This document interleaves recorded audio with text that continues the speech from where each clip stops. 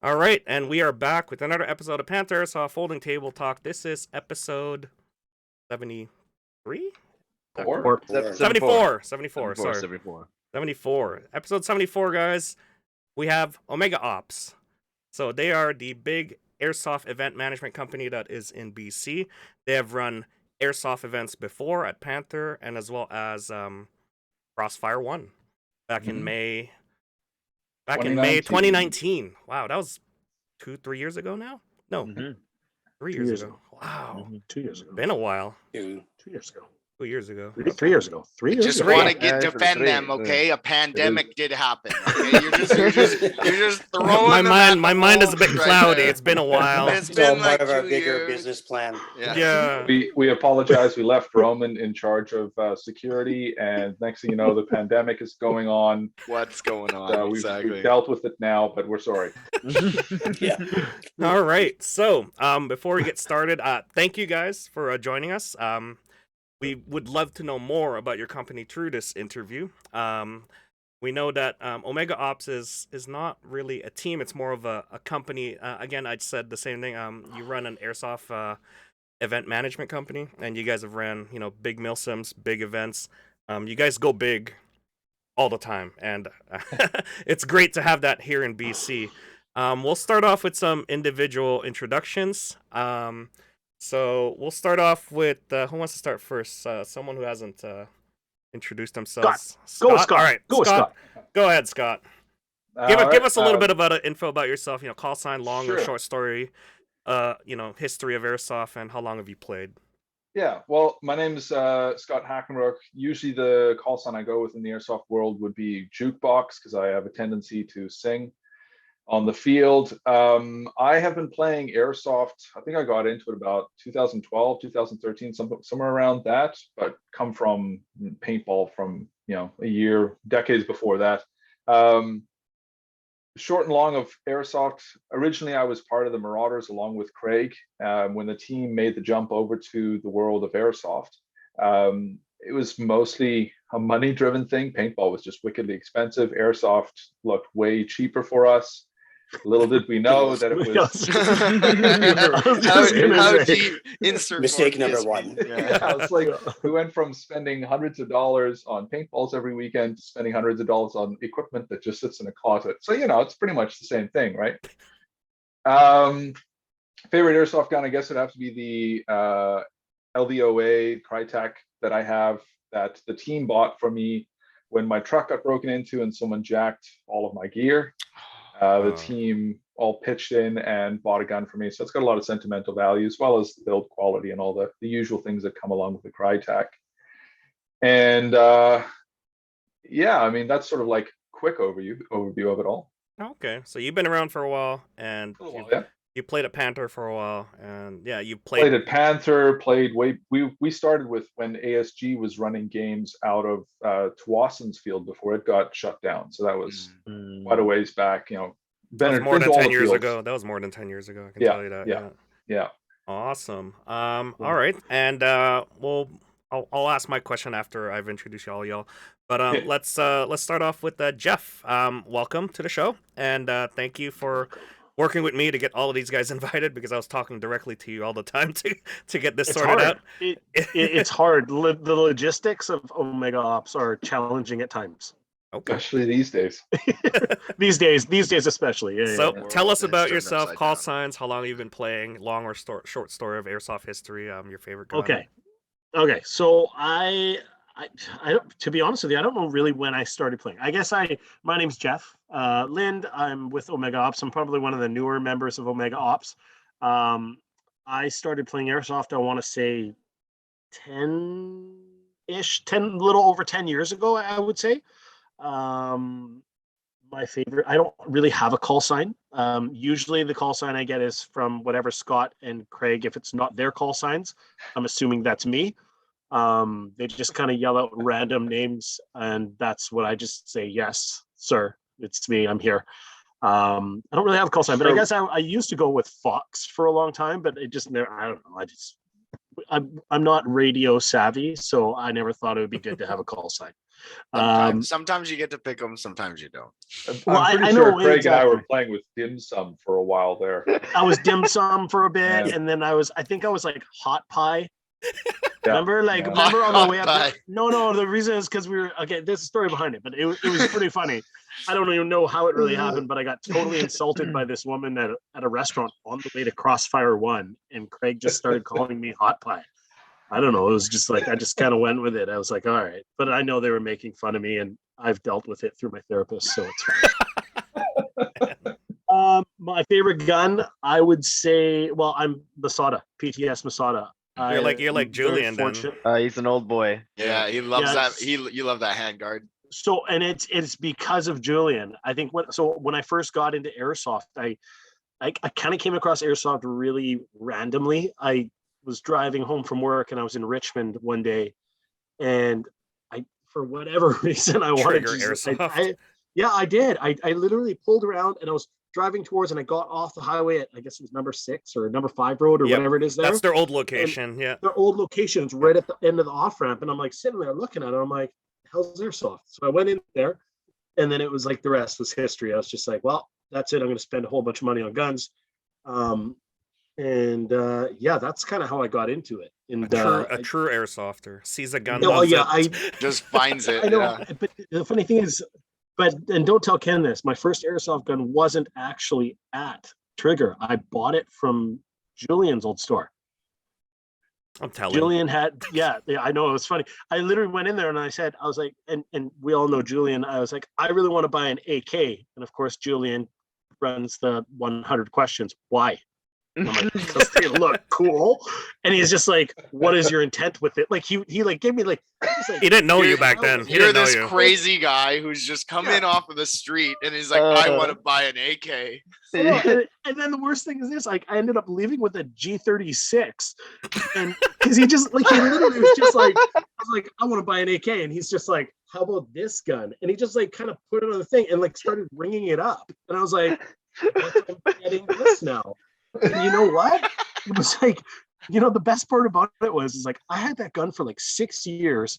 I dropped it. It was like a Jing Gong. Yeah. Like a JG, like a G36C. Oh, yeah. And it was a tank. I dropped it. I fell on it. I fell down the hill. It was muddy. I never had it teched. And it was a solid gun. And I sometimes I miss it, but now I got Masada, and I'm very fortunate to have bought Roman, who's former member of OmegaOps. I bought his Gen 1 Masada, and it's nice. Julian's been trying to steal it from me, actually. Oh yeah, never get them. Every time they come on the market, because he has 7 of them, and that's never enough. Nope. He wants more. So, you gotta have one for the day of the week. Yeah, you gotta have a backup for your backup. For the backup on that backup. Yeah. So I guess all the other questions. I suppose I answered them. Sorry, I went into a stupid story. It's all good. It's all good. We love it. So. We love it. We love how people get, the history of how they got started, because it's always different for every player. Some sort of reason that they got into airsoft and then they're stuck with it, basically. Well, because it's financially draining, but that's how we're stuck with it. That too, and also I really like how a lot of people always think that everyone's the same. Like anytime I talk to people outside of airsoft, they always think that airsofters are all the same, but it's all like, no, we come from pretty diverse paths. It just happens to cross here, and happens to be, a fabulous sport. Yeah. And and I think we've talked about this too, like, especially when the whole Bill C-21 stuff. Yeah, C-21. Yeah. We were all kind of sitting around saying, like, if it weren't for airsoft, I probably wouldn't be friends with any of these people. We live such different lives, yet. Yeah, where would we ever cross and meet each other? On the weekends, we want to go and shoot at each other. Like, agreed. It's just, and it's I think that was a key success for C-21 defeating it, is because we have such a diverse community. Yeah. That it's not like you're pinning it on one party or one group of people that are a bunch of crazies. We're all crazy, yes. Yeah. But it's a whole spectrum of people that play for different reasons at all. Like, and we all come for one thing and one thing only. It's airsoft. We shoot each other at the weekend. And the worst part about it is, like, you could literally shoot me, like, and it would go square off the center of my goggles, and I'd be like, boy, nice shot, man. Like that was crazy. Like in any other circumstance, you'd be like, oh my God, that guy's trying to kill me. He's like, I'm just impressed. Right? So All right. Thank you for your intro there. I'm sorry. Yeah, and we'll get a no, you're good. You're good. And I'll mute we'll myself. No, you're good. All right, Craig. We've had you on the show before. Thank you for coming in again. Let's hear a little bit of short story. I know we've heard it before, but let's hear it again for all our new viewers here. So it's been such a while. I actually have to hesitate before and go, what is my call sign? It's literally right. I'm not being used. So Merlin was my call sign. I, much like Scott, I started way back. We started playing paintball together. In fact, I remember playing against Scott the day we actually, I think, stole him from the other team. We said, hey, we like that guy. So afterwards, hey, now he's part of our team. But yeah, I don't want to say how long that was because it was a while back. Very dated, but yeah. The other two younger members of our team here have already made me look very old. Favorite gun, I'm gonna have to go, and this will make Scott laugh here, is my 1911 pistol. I knew it. Yeah, you said yeah. And that's because Craig was there when they invented the original 1911. Merlin, you actually still only load like 9 in there, right? Like you single stat exactly. No, it's got to be exact 9. What goes in there. But on top of that, though, I usually play most of my games, and this will also make Scott laugh and Jeff, and they know this to be true, without the mag in the gun. So I usually charge something only to realize there's nothing, Let's be honest here. You still do a lot of damage though. Hey, I use that excuse too, Craig. The mag wasn't in. I have witnesses like Scott who were standing behind me when they saw my mag fall out and went in the other direction smartly before I committed to a bit of stupidity. The number of times our team has gotten wiped because Craig was in a pivotal position and had to turn aside a charge and yanked his pistol, shot the whole line, and then realized nothing came out, and we all get wiped out. And Craig's, we got the mag. Thanks, Craig. Thanks. Details. It's just small details. I'm more of a general guy. Yeah. Awesome. And question for everybody. Anybody can jump in here. Airsoft for you, is it a sport, a hobby, or a job? I'm sure it's a job for all of us here because. Yeah. But is it an airsoft? Is it a sport or a hobby? I guess. I don't know. I mean, for me, I think it's kind of a little bit of all three. There are aspects of it that are more on the hobby side of things. Like a lot of people, they get a lot of joy out of the teching side of it, or collecting gear, trying to replicate a particular outfit or something. And to me, that's a hobby. There's no sport involved there.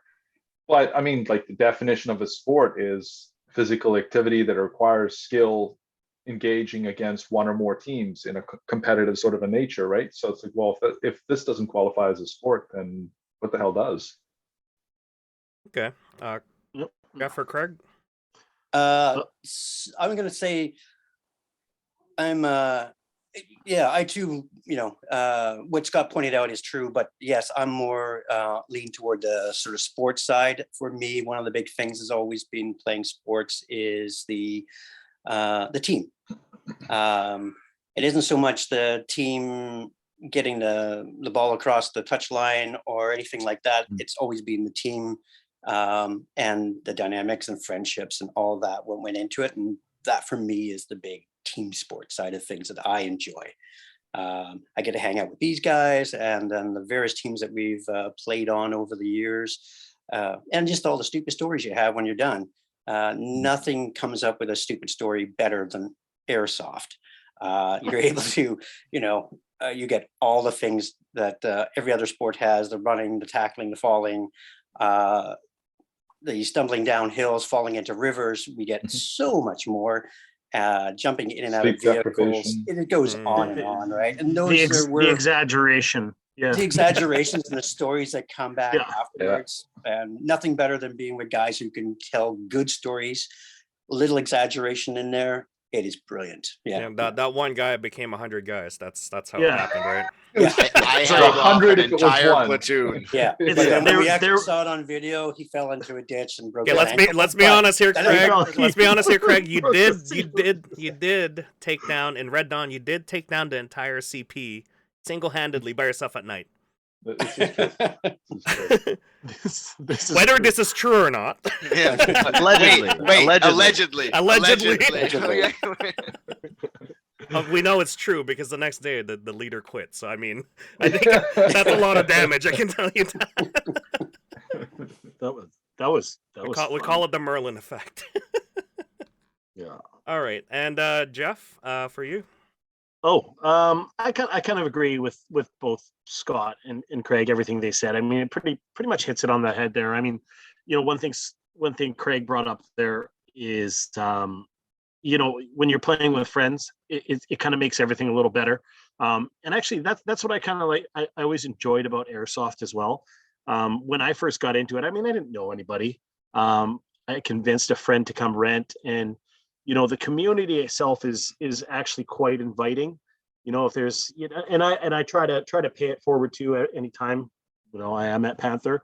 You see some of the newer players, you kind of say, hey, you want to come and run with us, and especially it's a younger generation, you want them to feel welcome and not so intimidated, right? I know myself, when I first started playing, I mean, I show up and, you've got Team Rice all geared out and you're like, wow, I'm wearing jeans and my Air Force Ones, and these guys look super. I'm like I'm looking at him like, this guy had bolt cutters in his bag, and I'm like, what does he need that for? I just remember I was just like, what am I getting myself into? It's all for the look. It's all for the And look.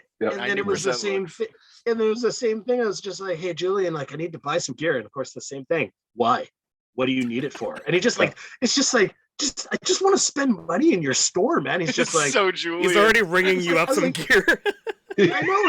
He's like, I'm trying to buy something so I look cool. And he's just like, that's not the right reason to buy it. And I'm like, oh my God, man. Like, I'll just buy it online then, I guess. I don't know. But He's not like that anymore. Just a disclaimer. Maybe he is to you. He is with mellowed. me. He is with me mellowed for in his sure. old age. He is with me. What do you need this for? Yeah, I know. I get a lot of blank stares from him, and then he just turns around and walks. But that's the relationship I have with Jules. That's exactly how it is. He's a really good friend, and I love him. Awesome. On my toes. All right, thank you for that, guys. I always love asking this question to all the guests that we get in, because it gives a perspective on what where they lie at. Is it a sport, a hobby, or something else for them? Because I think people have their own reasons to what Airsoft is, and I'd love to hear it. But this is when it turns into a job now, because now we're going to talk about OmegaOps, and this is work for you guys, and I'm sure it's very difficult work, because as an Airsoft event company or Airsoft Event Management Company, that's what it says on your description. It's a lot of work, and seeing how it is sort of something that lacks in BC, I'm guessing it's a very hard work for you guys when there's no one else that does it. There has been previous groups. We won't name them because we've had controversies with them, especially with refunds. Anyways, we'll get started here. So, who is OmegaOps? What's the leadership structure? Who runs it? And when did it start? Let's hear this. Well, I'm Well, going I to have guess to refer you to Scott here. yeah. So, I mean, who is OmegaOps? At present, there are four members of the team, as well as myself, Craig, Jeff Lind, and Justin Kirkwood. Nobody knows his last name. Never remember his last name. It's just a K. I just have him as K in my phone as well. Yeah. But so it's four of us that comprise the team. The original founding members, as it were, it was myself and Roman Goltz. It originally started when we were still on the Marauders all together, and it was intended to be something else entirely. And I can get into the history of it in a little bit here, but long story short, Roman and I started it, and then we realized we need a little bit of help and wisdom. So we turned to Mr. Wisdom himself brought Craig on board. He was a little slow in joining us because he decided to go to Thailand for an extended stay. So I think our very first event that we hosted that was like an all-day thing, Craig wasn't there for, but then he's been there for everything else. He's our like prop master. And then eventually life took over. Roman had to move on from us. And so it was Craig and I for a while. Then we brought Jeff on. We needed his energy to kind of keep us going through things. And he's got the gift of the gab. So whenever we need things taken care of, we just throw Jeff at it. And Justin's a bit more of a recent like hire, as it were. We brought him on just after Crossfire 2019, I think it was. And it was because he has a different viewpoint when it comes to these sorts of games that doesn't appeal to Craig and I. And we thought, well, Justin does these sorts of games. Why try reinvent the wheel? Let's bring him on, because he was doing something on his own and lacked a lot of resources. And so we thought, well, we can, get the best of both worlds. So that's the current team as it stands now. Okay. So like, when did you guys actually start the like, what year are we talking about? That's going to be tough. Well, so how it got started was, as I said, it was something that Roman and I were doing when we were still a part of the Marauders, with the intention of it being a way to bring some money into the team to help pay for pyrotechnics and things when the team was going to larger events. We kind of got voted down by the team, and so Roman and I sort of shelved it a bit. And then what ended up happening was Julian and his crew, they were running regular games. And I guess they got burnt out or whatever the reasons are, but Julian just needed to take a break. So he just declared one night, I think it was like a Wednesday, he's like, that's it, I'm done running games, shutting it down. And at the time, Panther had just started up its rental program, but it was still very, very new. And so Roman and I, as well as many people, were kind of freaking out about like, well, what do we do? Because there's no one who's going to be running games except for one rental orientated program, which is not always great to throw gun owners and renters at each other, because you're going to get two different styles of play. And so he and I basically stayed up to 1 a.m, made a bunch of forums and a Facebook page and everything else, and said, all right, we're going to take over, as it were, hosting games on a Sunday. And so then we did that for about a year. And then after a year of paying out of pocket, with actually, Poi, you're still the only person to date that has ever donated to us. Really? Yeah. We had said, like, way back when we started. I remember this, yes. If we're making props and things, if anybody could donate to help offset the costs of everything that is required to run a regular skirmish day, that would be great. And Poi is the only one who ever gave us money. I feel honored, honestly, because back in the days, I'm like, I know, like, as a project manager, like starting up back then, and as a manager myself, I know how hard it is to work on these things, especially with your own free time and you're not getting paid for it, right? So I'm like, okay, these guys, like, I understand what they're doing. I see what their vision and goal is. I just, I thought everybody had the same thing, and I'm like, okay, cool, I'll give you guys money. So and that was the thing, was like, Craig, being our prop guy, was building a lot of stuff sort of out of pocket. Yeah. From random scraps on the job site. I was doing what I could help as well for things from job sites that I was on. Then Roman would do whatever Roman does and come up with weird nuclear bomb things that he had built from Home Depot scrap and some random watch. His wife's kitchen. Yes, just raiding the kitchen, like, oh, I found a colander and it kind of looks like this. What the heck? She's gonna know. She's gonna know. Yeah. So it was about a year of us running games, and it kind of reached a point where financially it was getting a bit much. And then two, it was literally every weekend with several days in the week making plans, because we're idiots and we decided, well, we can't run the same game twice. We've always got to have something new and fresh. And so it was getting a bit wearing trying to come up with this every week. So that was when we decided to shut down game days, because by that point there were many different groups, including Trigger, that were running games.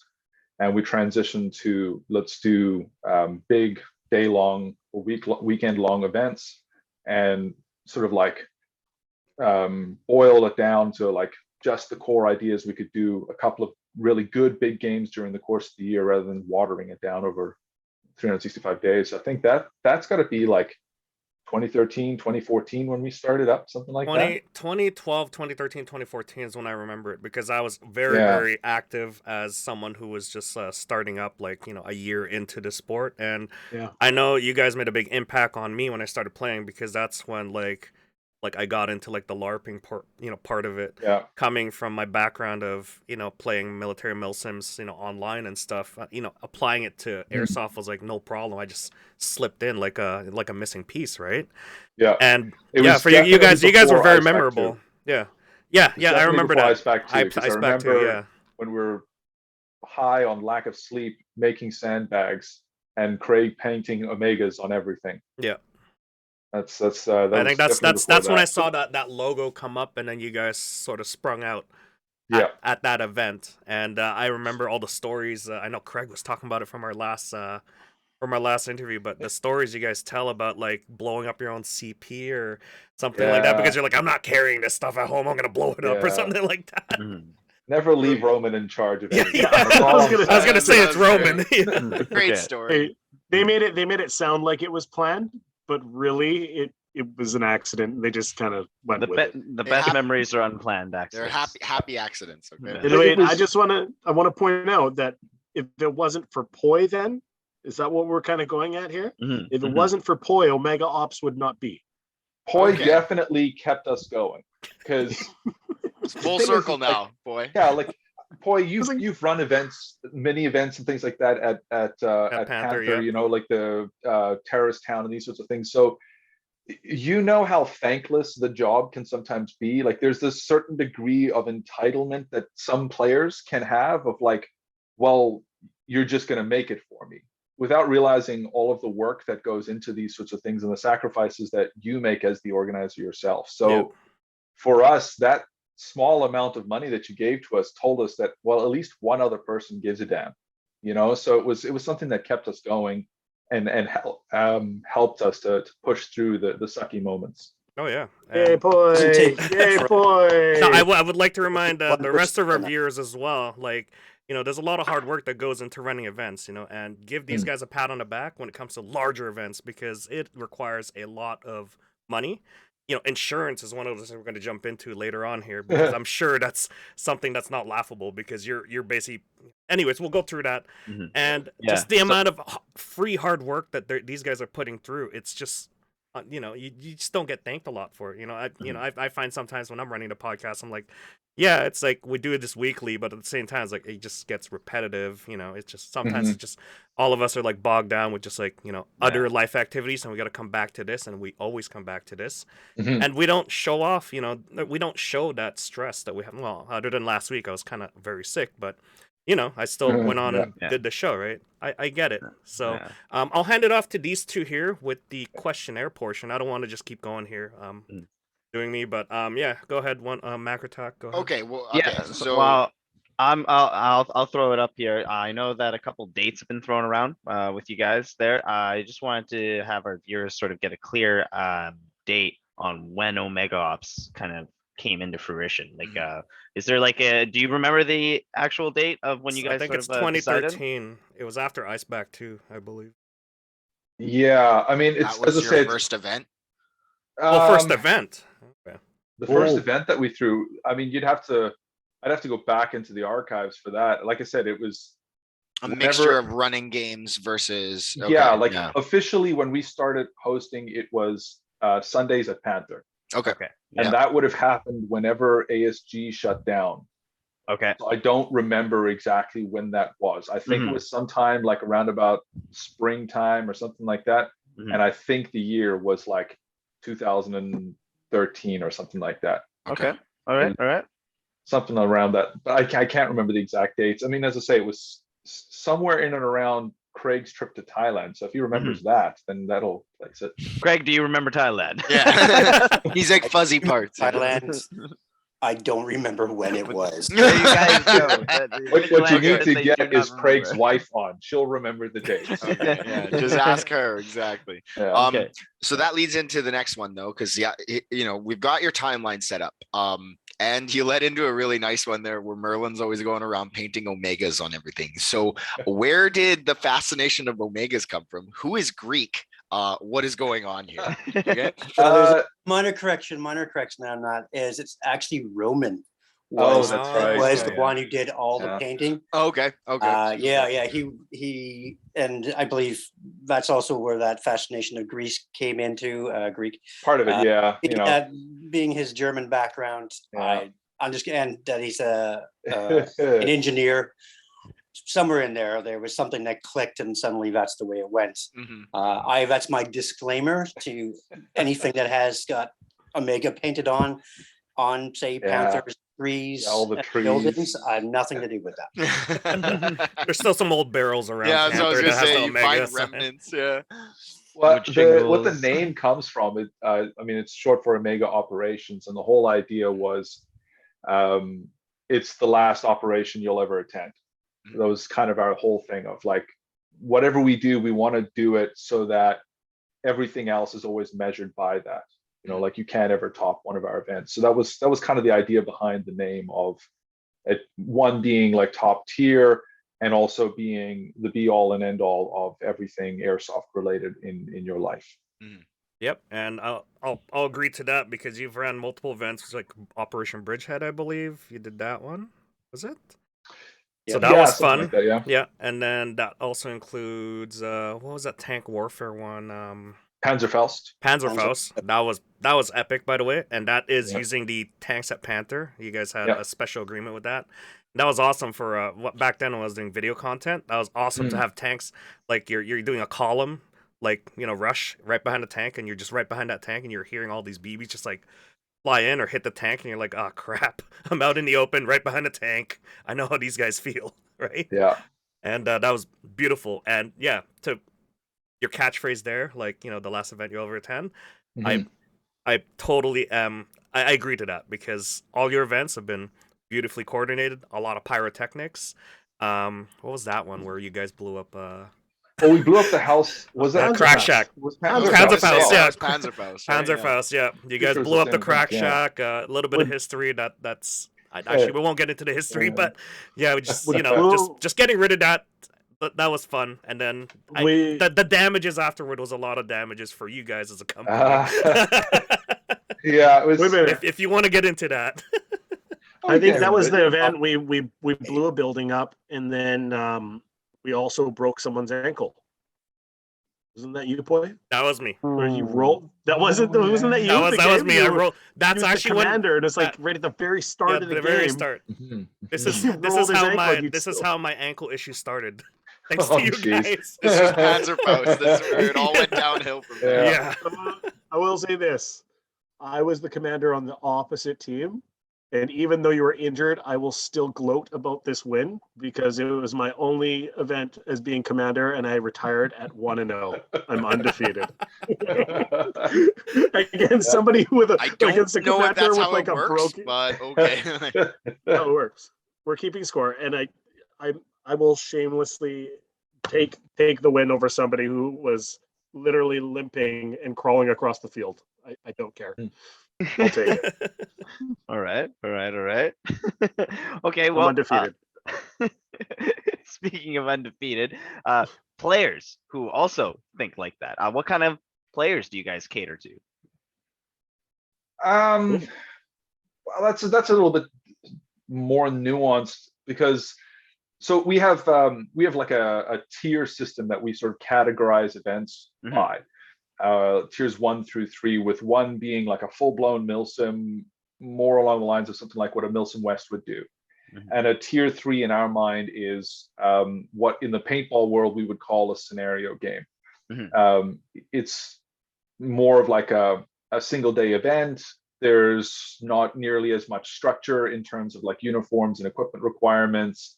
It's more of a free-form sort of game, drop in, drop out as you like type thing. So when we first started doing bigger events, we were doing these tier 3 scenario games. That was sort of our idea. So we try to have something for everybody because we understand not everybody's as insane as Craig and I and look at a 65-hour continuous event as good fun, as well as there are people who the idea of no uniform and no equipment restrictions, that doesn't appeal to them either. You know, there's a Mhm. large swath of people, particularly in our neck of the woods. So we try to have something for everybody as much as is possible and as reasonable. Of course, because you're trying also to run a business and everything like that. So Yeah. You then, gotta keep everybody happy. yeah. Yeah, That's your we're goal, not yeah. we're not California, you know, Yeah, like the exactly. population's not huge. So with that said, then from your guys' experience with running previous games and everything like that, and doing temperature checks, what do you guys feel the current status is of the majority sort of BC players in that sense? Like if you guys were to run an event, do you feel like they're more of like a tier 2 sort of base right now, or do you think that a majority we have enough tier 1 guys to have like a full-on tier 1 style event? Or is it more something that we're gonna have to do with like sort of elements involved in like a multi-stage tier? Like, do you guys feel like there's I think something you like might that? have to explain to our viewers what tier 1, 2, and 3 is. I think there's not a lot of understanding with that first.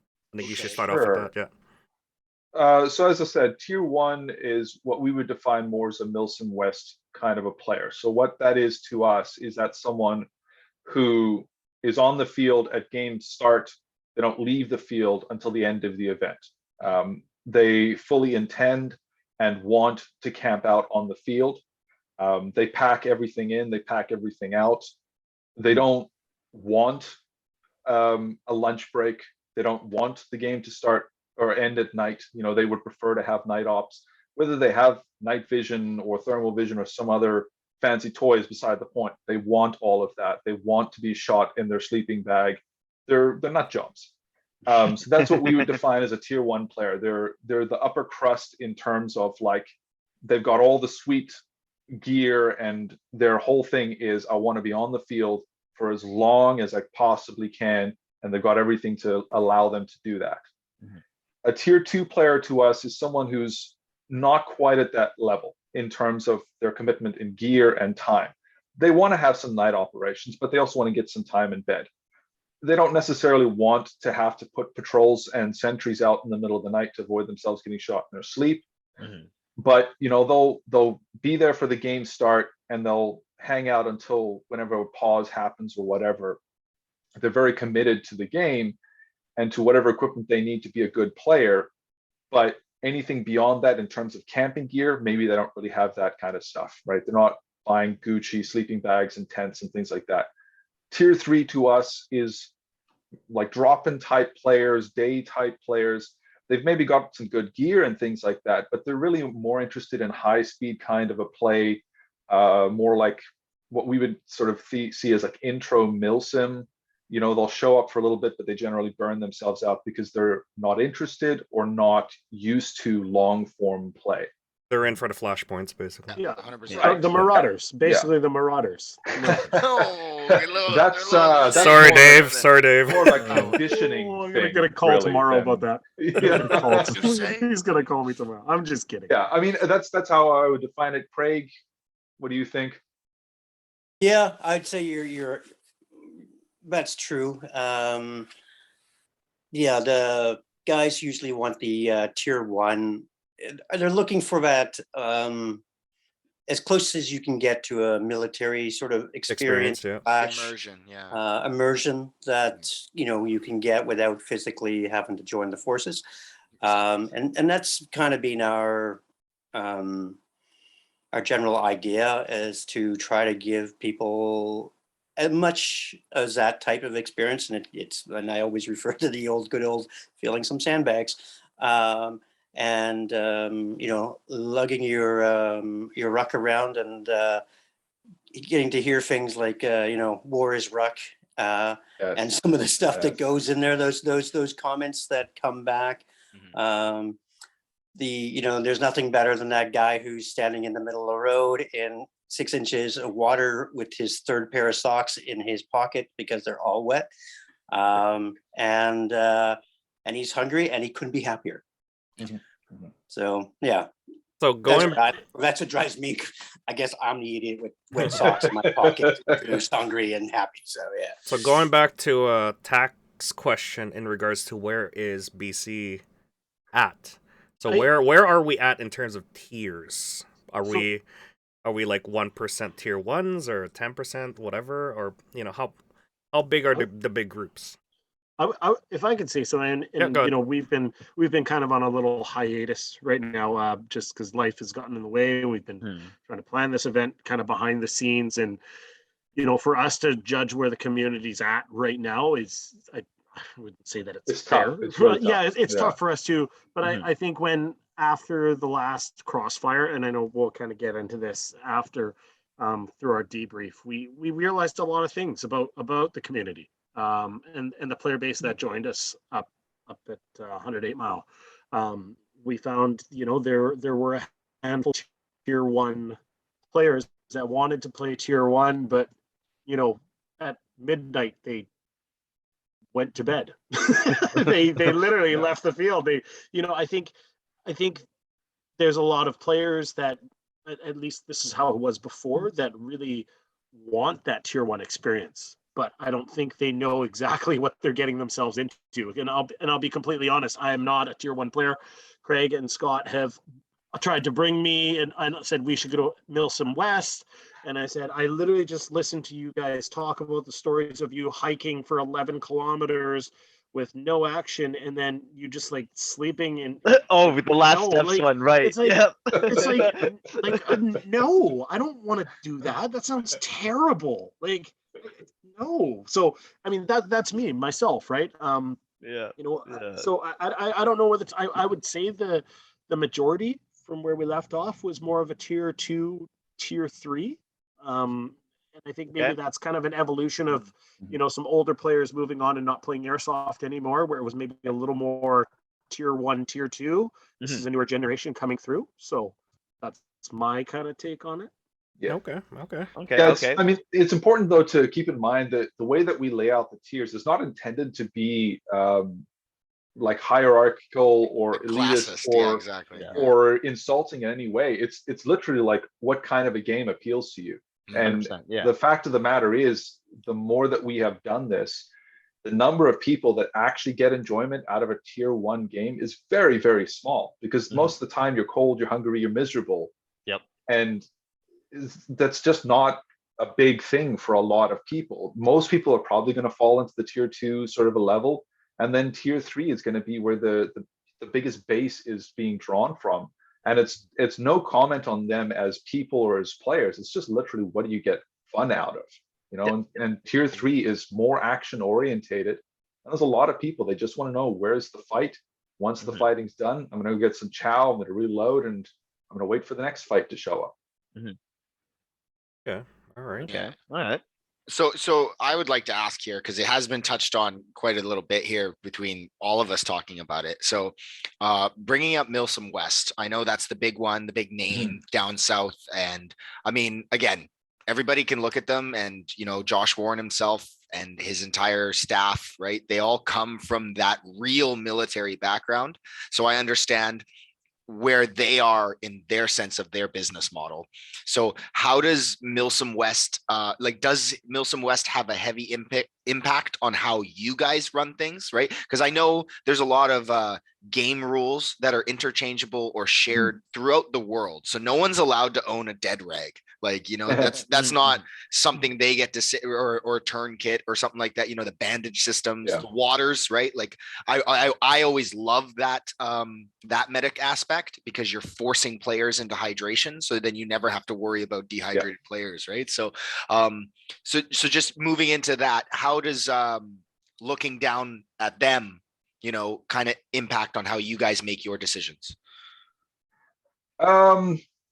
Well, so the dirty secret of OmegaOps is that the majority of our events that we do is to try and find more people for Craig and I to take with us to MILSIM West.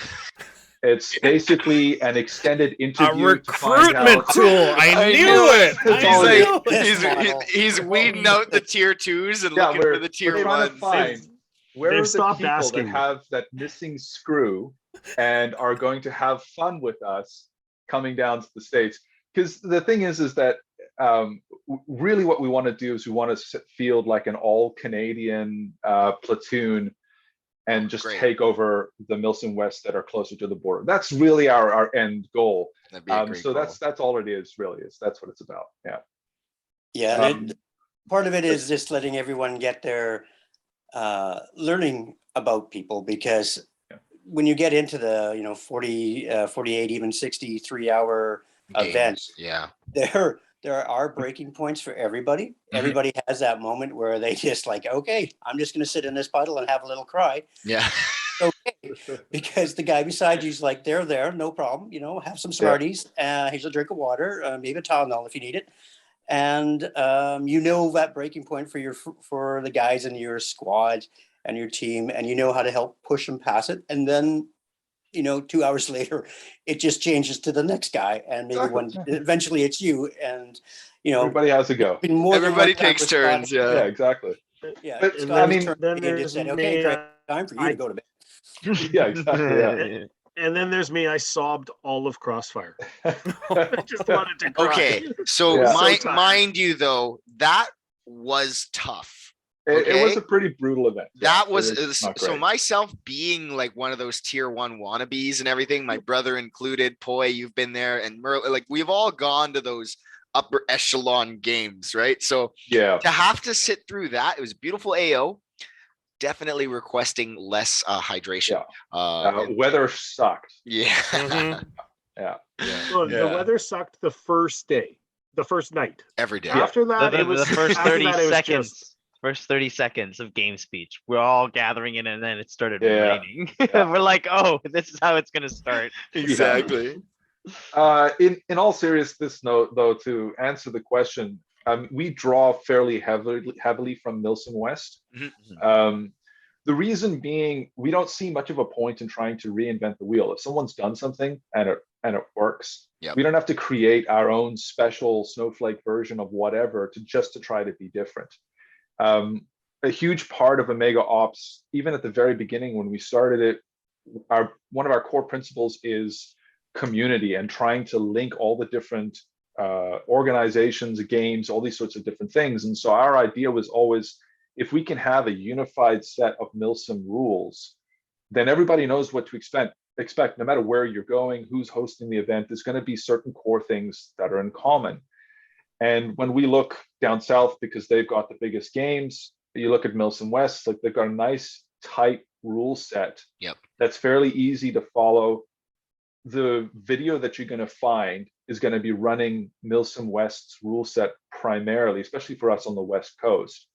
So why try and do something different, and then it just gets confusing? It's easy just to stick with it, and where we can improve or add to. So it's a pretty big influence in a lot of our rules and how we run things. And Justin is a huge fan of MILSIM West as well. He's been to a number of events with us, so he also has that exact same mindset. And whenever we're having our discussions, MILSIM West rules are the first sort of go-to for any sticky wickets. Yeah, I think Josh has really done a really great job of just kind of like fine-tuning his own personal life experience, and then implementing that into the game situations and everything. And then for the people who don't know and everything, like, Josh being like the birth father of like the Russians, like the main opposing force of that storyline, like, and where it started and to where it is now, like everyone sees those YouTube videos and the Instagram videos and stuff. And they're a beautiful event, and I can't wait for you guys to get there, because I had fun at Crossfire, and I'm expecting a lot, Jeff. At Crossfire this year, next year, 20 whenever it happens. 20 whenever. 20 whenever. 20 whenever. Whoa. Put the brakes on that. Well, actually, that ties in to what TAC wants to. So before we get into any kind of new Crossfire stuff, I would just like to know, just because of your guys' previous experience, what are the main difficulties of running a MILSIM event in BC? Besides the weather and timing the weather there, what difficulties are there? Craig? Well, I was going to say there's the season 5 of COVID. That's been a big Yeah, Call- that's Copy that. Yeah, real yeah. juicy. Okay, I okay, guess, the I guess long- they're answering the COVID question now. been so real- yeah. Okay, the longest 2 weeks of our life. Yeah. I Yes, know. yes, Don't worry. definitely. Yeah. The diversity of the players and their expectations over such a large province. Mhm. I come from New Brunswick. If I drive 4 hours in any direction, I'm in a different province. Here, I'm not even close to the center of the province. Yeah. So just the full-on diversity and size has been, I think, one of the biggest things to try to bring people from the north and the east down to us, or even from the island, yeah. to get us out there or to get us up to them. We've gone to some, great events on the island and towards Alberta and other places. But when you really look at it, we're still in the lower section of BC, even when we do all that.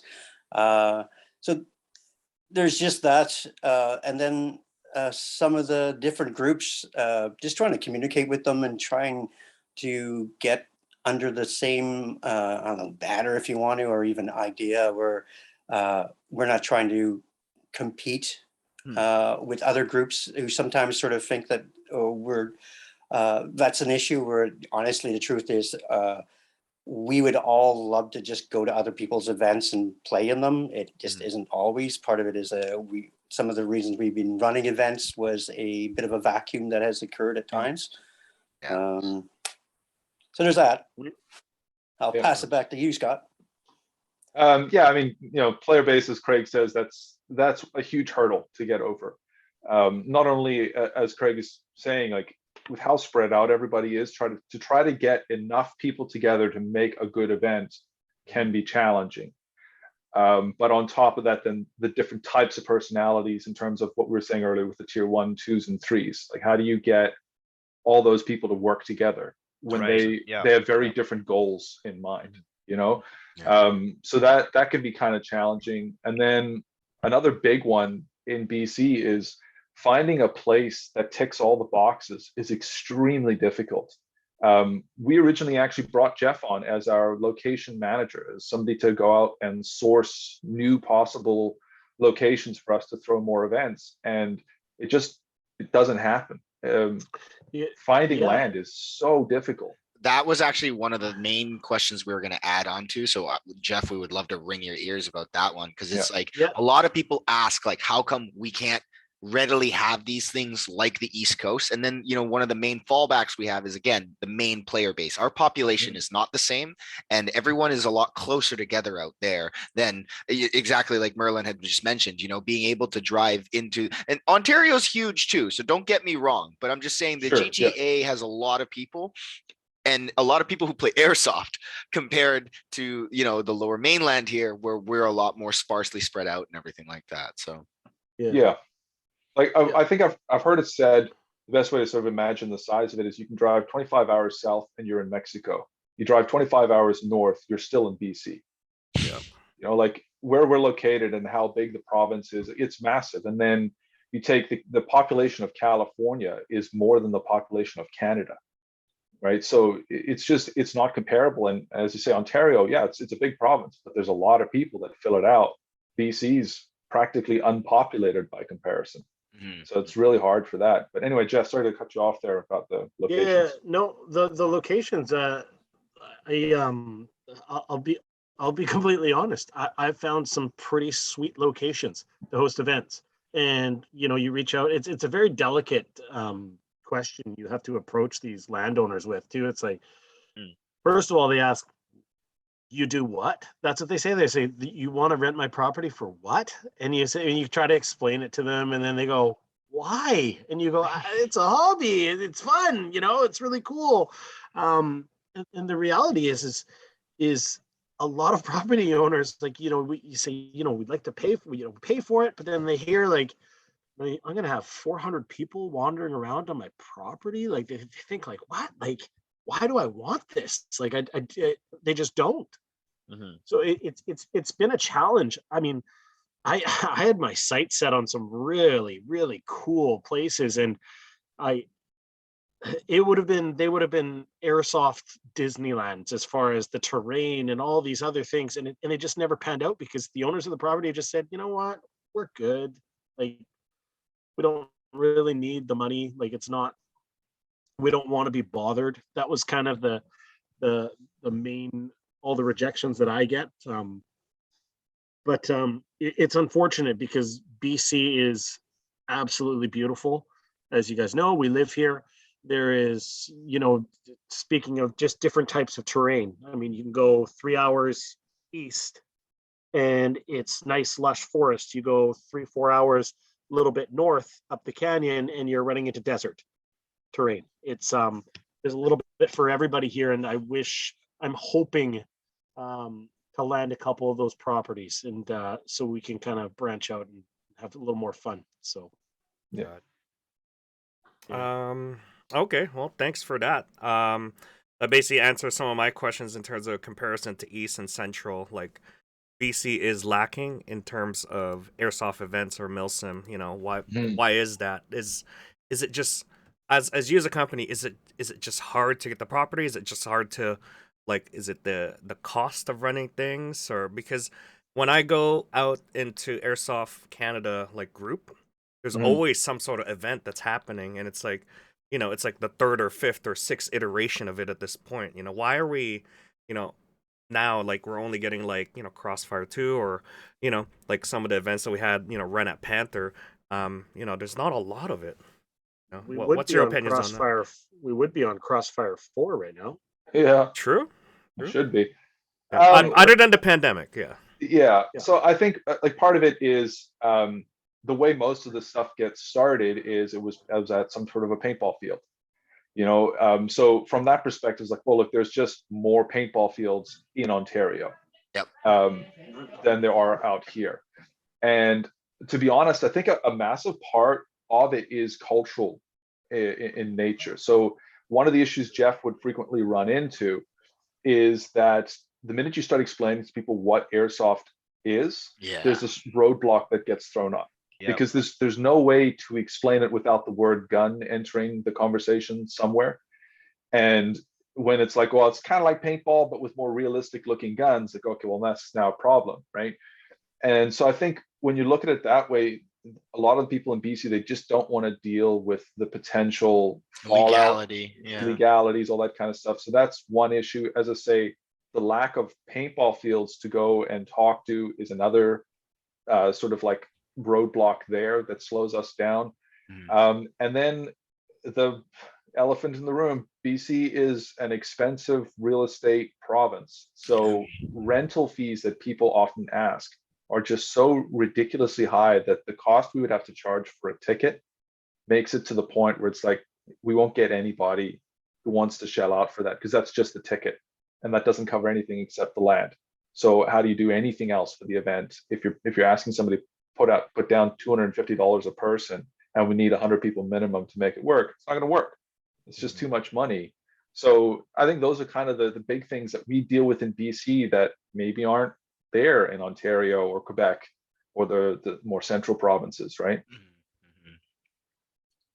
Well, yeah. So to like add on to that, Poi, sorry, I just wanted to redirect that back at Jeff there. So like, I know you're out there, you're talking to the AO owners, the property owners and everything like that. So when you have been able to get them in conversation, like, does the legality question kind of come up? Because obviously you've got people running around the property with guns. So like, that's a huge one. Yeah, that's a huge one. I mean, we tell them, and I'm sure we'll get into this. You mentioned it earlier, but we would bring in our own insurance. But I think a lot of it is just the liability. A lot of it's the liability. I mean, like Scott said, you got 300 people plus people running around with toy guns shooting at each other. I mean, it's nobody wants that on their property, right? Like, I mean, and the worst part about it is, like, we'll get into it with Crossfire.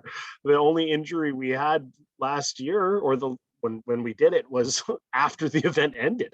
Like, it's just, that's impressive. 200 plus people running around shooting at each other, and after the event ended, we had an injury. We're like, really? Like, it's really frustrating because most people, to throw a paintball game would in some ways be easier Mhm. Mhm. Because everyone has this perception that paintball is less dangerous.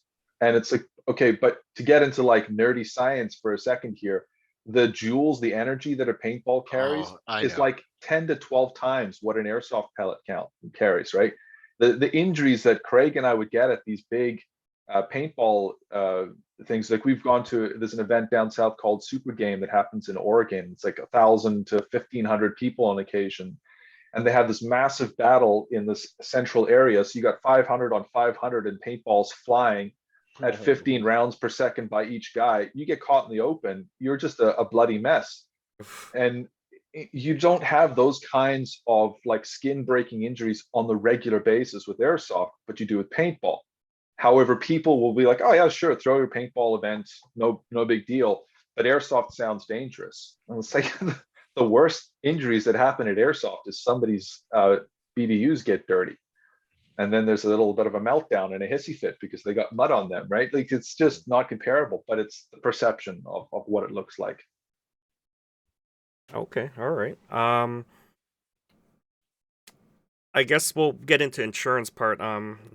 Because Mac was wanting to ask that. Oh yeah, well, so exactly is like once you've landed the AO, Jeff. So I know that you did a lot of coordinating for, and obviously Scott, Merlin, you guys were all a part of this. Like, how did that conversation go with like the previous Crossfire event, right? So you landed them, they were okay. And then you've brought your own insurance, because a lot of people kind of like don't understand how that works. So it's like, obviously you need to be able to insure for any accidents that happen during your allotted time frame, right? So Do any of you guys want to jump in on this? Because I will say this too, is we're fortunate in the AO for Crossfire was a recreational site. It's a cross country skiing, so they And horse carry riding. their own liability, and horse riding as well. So they carried their own liability property insurance already there. So Okay. it was a lot easier for us to contact an insurance company and say, hey, we've got this event, this is what we're doing. And generally what they say is give us the address, and you give them the address and they go, oh, they already have insurance. And they say, yeah, we would like way more. And we go from there, right? We discuss what our options are. Because it's generally For the based stars, yeah. on the Whatever address. the venue. okay. Like it's generally based on an address. So this is the thing, is like if you're running an event on, say, Crown Land, well, there's no address. So they can't look up a history. They can't look up any of the metrics that they would use to determine the liability and how risky it is for them. So that is a huge kind of like another stumbling block, is oftentimes if you're in the middle of the nowhere, or if you're at an AO that's never been used for anything other than whatever it is, a farmland or a resort or whatever, there might not be any record. And then it's like, well, now you're asking the insurance companies to take a blind chance on you. Yeah. And they're gamblers. So that's not going to happen. So it can be challenging that way to sort of like walk them through the process and the history of airsoft and that sort of thing. So Okay. as Jeff said, we've been fortunate that most of the time there's something pre-existing that we can play off of. Okay. So and all the places I generally a lot of the venues that I've looked towards and sought after were places that very similar, that have some kind of a recreational sport Purpose or something. kind of history in it. So it would be, if they did say yes and hey, that sounds awesome, you call the insurance company and say, yeah, they use this for, I'm going to be honest, I'll give you guys a tidbit. I was going after downhill skiing, an alpine skiing resort. And I had envisioned this whole like German eagle eye scenario on the top. Like Roman was going to lose his mind. It was weird. I'm already seeing a a plane on top of that, like that ski lift coming down with fireworks everywhere. Jeff in the front would be like, yeah. Okay. So that leads me into my next one here of this series.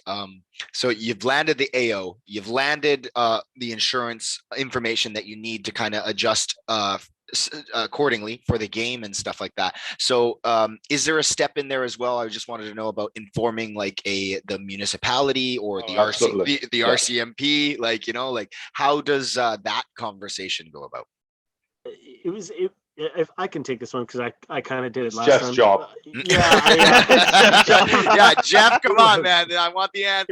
It was okay, and we're you'd be really surprised. I mean, you kind of, for myself, I was like, oh man, like what are these guys gonna think? Like here we are going up into their community. We got 250 players coming up to this small community. Everyone's packing guns in their cars, and it's just gonna be, it could be go absolutely horrible. So we made the decision, like, hey, maybe we should call the RCMP up there first, and just give them a heads up. And I'll be honest with you, like, an RCMP detachment up in near 100 Mile House, generally they are sport shooting enthusiasts. So when you have that conversation with them, like, hey, so we're having this event, it's called Airsoft, I can explain it to you, and you get this like, cool. So like, yeah, like it was, believe it or not, it actually went over pretty well. They went, okay, and of course I have all my answers ready before they can even ask the questions. So I just, we've instructed anyone, stay to the resort, there will be no airsoft guns out in visible public, et cetera, like kind of ticking all the boxes that, nobody's going to be driving to the grocery store with a pistol on their hip. We hope. Yeah, exactly. But, you hope. And really, we let the fire department know as well. And they were actually pretty cool with it. I mean, we also kind of, especially with 100 Mile up there, that the year previously, I think, was just destroyed by fires. And here we are again. They kind of went through it again. So we tried to have the player base. We kind of said, listen, everybody that's coming up there, instead of buying groceries in town, spend it at the grocery stores, up in 100 Mile, right? Kind of support that community as best as you can. If you're going to go for food, don't get it at a McDonald's, right? Like go back to to a mom town. and pop's place, right? And just try to, be like, hey, and while you're there, even kind of let them know, like, hey, we just came up here for this event, right? Because we wanted to kind of create a relationship with that community, right? Especially the RCMP. And we ended up having one kind of run-in with them on the one night. I guess one of the players had that blank fire gun. And, they had a blank fire gun mounted on top. And I remember we were coming back, driving around with night vision, but we weren't. We had the lights on for sure. We were coming back, and I guess the somebody had called in a complaint saying there was gunfire because it, obviously sounded like real gunfire. Yep. And it just so happened this player was coming back with their vehicle with their, what is it, like a 50 cal on the top? Yeah, it was a 30 or a 50. Yeah, it's a 50 with the sound thing. That's all it did. With a propane tank on it or something. Yeah, like that. It was propane powered. And literally, I remember the police officer just kind of looked at it, and he's just said, "What is that?" And I think we handed him some earplugs, and he kind of looked at us like, "What are you doing?" I said, "Brooke, go ahead." And he shot it off, and he just kind of looked. He's like, "Awesome!" Like you just see, he was like, "Cool," right? And I think there was a few of the RCMP we kind of invited, say, "Hey, like, listen, if you're tomorrow, like, come and play. Like, we've got, we'll lend you some stuff." Like, we wanted to kind of let them know what we were doing, right? So, but it worked out. I mean, for the most part, I think everyone's understanding if you give them a heads up, right? You don't want to surprise, especially RCMP. You don't want to surprise them, right? Okay. Sort of piggybacking on what Jeff said, like here's a bit of a cautionary tale tied into PanzerFaust. Okay. Here we go. Full circle. It has always been our policy to let people know what is going on, because part of OmegaOps design philosophy, we're going for the cinematic feel. That's what we want. We want you to feel like you're in Saving Private Ryan, that you're in one of these war movies, to give these moments to you. And so part of that is pyrotechnics. That's how we go about doing it. So with all of our events, we have always informed the neighbors around Panther, where we started hosting events, what was going on.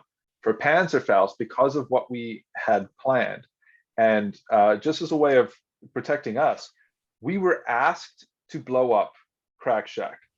We did not decide to do it on our own. We're going to just have it. We were also collapse. asked to burn down the helicopter. It was Correct. planned. Yes. It was planned. Yes. All of these things we actually had dialed down because Roman already had a bit of reputation. and everyone was kind of like, the people who owned it, Milsig at the time, were concerned, right? They asked us, can you do these things? So we had called the cops. We had also called the fire department. We let everybody know what was going on. So we had a couple of issues that happened. One, it was around about Halloween, and the municipality website was conveniently down the entire week leading up to Halloween. So we could not find out that fireworks are actually illegal in the city of Surrey. That was the first thing. And then we called the fire department to let them know there's going to be loud noises. So if anybody reports anything from our region, that's what it is. And we told all of the neighbors around the house, if you hear any loud noises, this is what's going on. What we did not plan for was the Roman effect, which is when we told him, The Roman effect. Craig and I spent, it was like a week or 2 weeks preparing the field. And what we did is we went into the Crackshack, we bored out holes in a lot of the support structures, that everything was very compromised with the intention of making it easily collapsible. And then we put a couple strategic firecrackers and things in certain locations to try and help it fall down when we needed it to go down. We left Roman with what we thought was adult supervision, our buddy John, who turned Clearly out not. no, it turned out that John just sort of egged Roman on. They both got giggly. We left them with far too much gasoline, and the next thing you know, they had a 5-gallon Molotov cocktail that they buried in the floorboards of the old Crackshack. Holy crap. So while we had warned the neighbors, we did not warn the neighbors like 4 blocks away. No, in And Cloverdale. In That's Cloverdale. right. In Cloverdale. That's right. Yeah. So somebody on the other end of the city called the fire department and said, I heard a massive explosion. And everything went horribly, horribly wrong from there, and resulted in us making no money. Like, all the money from that event went to paying for a fine. And there was talk, I think Craig talked about it on your last podcast, Yep. about drawing lots, who's going to go to prison if it comes to that. No, I think the term I heard was worth it. This would be Yeah, the perfect yeah. time to play the. This would Yeah, be the so, perfect time as to I play say- the clip. Yeah. Perfect time to I play will the clip, actually. like I right can't now. play right now, but I will link it down in the description below, guys. Yeah. I did edit the video for it, and I did post it up a while back. I'll repost it again, but yeah, I'll put it down in the description below.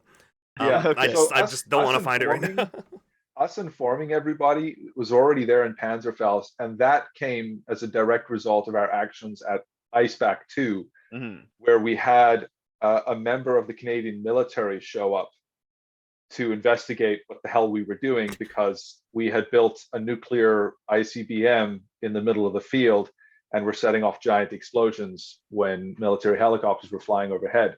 So, like, we already figured out, okay, we need to let people in the real world know what the hell we're doing with our time. And so, yeah, as a result, we definitely make it a point to call RCMP, municipalities, search and rescue, whoever 50-kilometer radius. Exactly, yeah, 50 Okay. to 100 kilometers. Citywide notice, Exactly, like yeah. posters Yeah. everywhere. Okay, Yeah.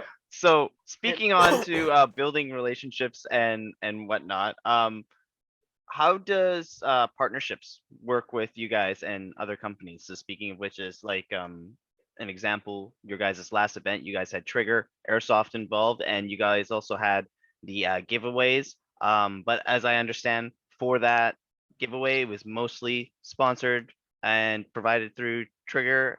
Primarily if on I'm that correct? one, yeah. And Psionics as well. Yes, was- Psionics, yeah. exactly. Wow. Yes, and we had Wow. Psionics. Yeah. Are you guys able to talk on the partnerships on that at all, or? Yeah, so with Crossfire in particular, what actually happened was it was Trigger that contacted us, and they Okay. said, we've got this property, but don't want to run the event ourselves. Mhm. They didn't feel like it was the best use of their time as a store. And also, Ken really just wanted to play in an event, because he'd been hosting events a lot himself, right? So he contacted us and said, would you guys be interested? And we jumped on it, as it was the first example of a property that has been secured and agreed upon to host a bigger event on like this. Mhm. And so that's how that partnership came about. All of our other events that we've done in town, Trigger or MILSIM have always been the guys that we go to, Mhm. because part of why we do the events is it drives the economy, the airsoft economy. Of you announce a big event, all of a sudden everybody has to go and get a grenade launcher or a pistol or whatever. And so it forces people to go out and buy stuff at the stores, which keeps the stores open, which keeps our game going. And by doing it with partners, be it whomever, you highlight that store in particular that maybe people weren't aware of, newer people coming in, or people who've been around for a while that have just forgotten that that store is there. So we're always open to partnerships, with the caveat always being we don't want to get necessarily locked into one company or another. That's not our intention. Our intention is to highlight airsoft, and we'll work with whomever as long as they're not trying to be exclusive. Okay. Yeah, I want to ask one more question here. I know it wasn't on this sheet here, but let's see here. Forgotten what I was gonna ask. What happens when you're live, man? Yeah, What happens when you go live? He went rogue off the script. I actually forgot now. Yeah, let me just ask this one. Running an airsoft event company, what's the most memorable time you've run the company in an event, and what's a memorable time for you guys when it comes to like running an event? Is it just the stories, or? Yeah, the stories, but there's always those. I don't know. We worked too hard, and we're all kind of giggly drunk because of just what's about to happen, and we've built it up better in our heads than what possibly can go, truly be.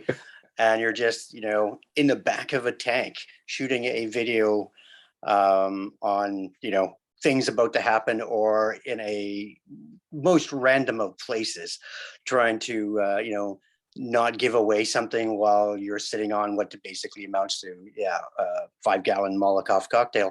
And just all the things with, that type of stuff really, it's sort of some of the true things that I really enjoy. I'm lucky where I work, and what I do gives me a lot of leeway to be able to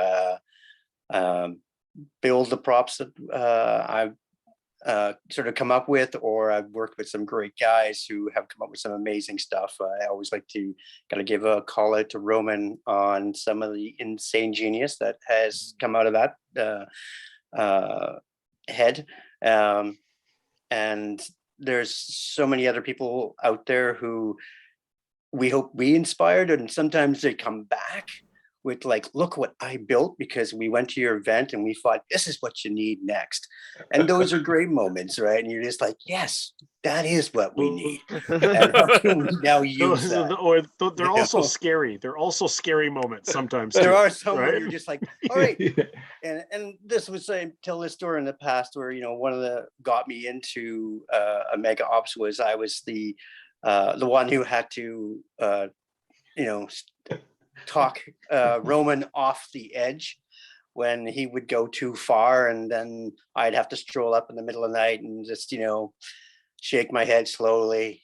Roman, we talked about this, and that's where he sort of comes out of his glee and looks down to see that he's ankle deep in gasoline and holding a flare in one hand, and the people around him suddenly realize, oh my God, we signed up to we're standing next to a madman.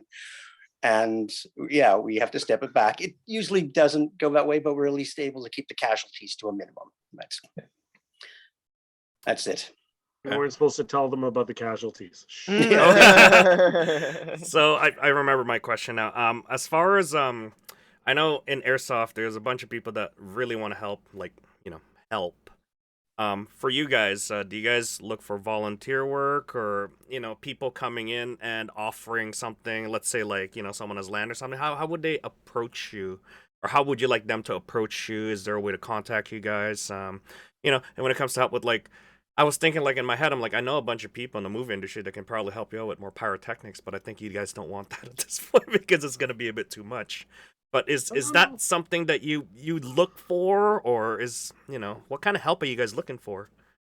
Okay, a little bit of everything, as it relates, as it relates to getting hold of people from who have bits and pieces and are inspired or want to add to it, we're always open to having those discussions with people and seeing how we can use what they have. I have random people show up in my place and just drop me off stuff because they think, this, you could use this. And at first I'm thinking, no, but you're a nice person. You came a long way. I will take it with a smile. And later on, it usually turns out, damn, he was right. That's a great idea. Yeah, I think as far as I'm concerned, I'm always up for more contacts. I think networking in this community is how this community is going to grow, and go to that next level. Because I think one of the reasons when I first came on to Omega, it was one of those situations where I was like, man, like every game just kind of gets that little much better. You know what I mean? The bar keeps getting raised and it keeps going up a little bit. It keeps going up, and it's kind of open to everybody. Everybody's game styles are kind of welcomed at one specific event. Like there's a little bit for everybody. And I really appreciated that. And so for people to come and ask to volunteer, I think it's just that, like, our games are generally for a wide array of player base, I guess is the way to say it. So having somebody who plays a certain style or has something, they may have a good idea to kind of put forth that kind of supports their style of gameplay. It's something that we might have overlooked because, planning an event is, it's a lot. You don't realize it till you get up to the event and you have all your volunteers setting everything up, and you go to kind of crash for the night and you realize you haven't brought food for anybody. That was good fun. Like you're just a mile a minute, and it's nice to have that help and kind of somebody, maybe bring up some details that you might have missed, because and I think we're all pretty easygoing and approachable, and we're not going to be like, your idea sucks. Like, we're not going to do that. We're OmegaOps. Like, no, we're kind of, if you got a cool idea, and like, we're all yours, right? Yeah. We'll take all the help we can get.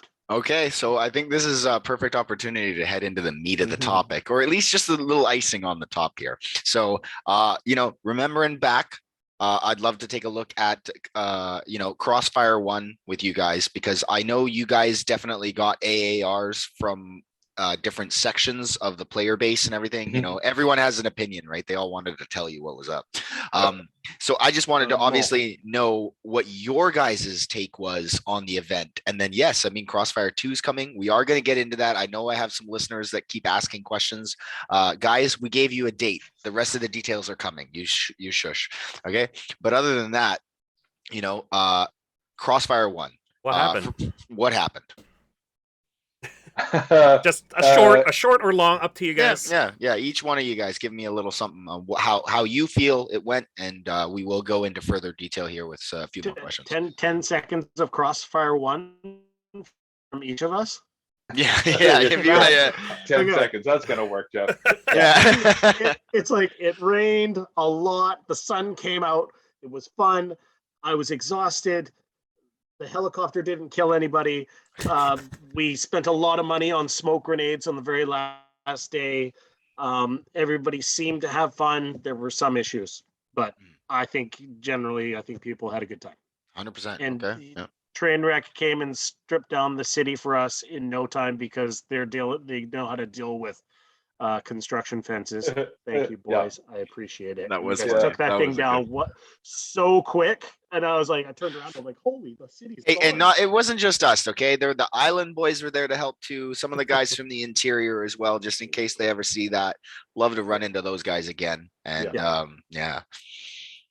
we've had some really good luck when it comes to players helping to pitch in at the beginning, during and very much at the end, when we were,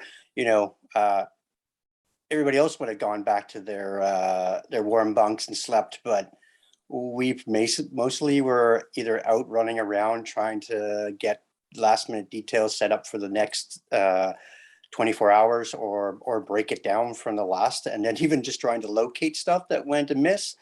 Good ideas by one crew to hide some of their equipment so that it couldn't be found by the enemy, led to the fact that their side was now missing a spawn because no one knew where it was. So They hit it so well they forgot where they hit it. yeah. And remember there was that, 4 yeah. hours of me running through the woods trying to, digging up trees, looking for that particular piece of equipment. But yeah, and then at the end there, just totally exhausted, and then just having everybody jump in and disassemble everything, pack it all away, and help haul it out.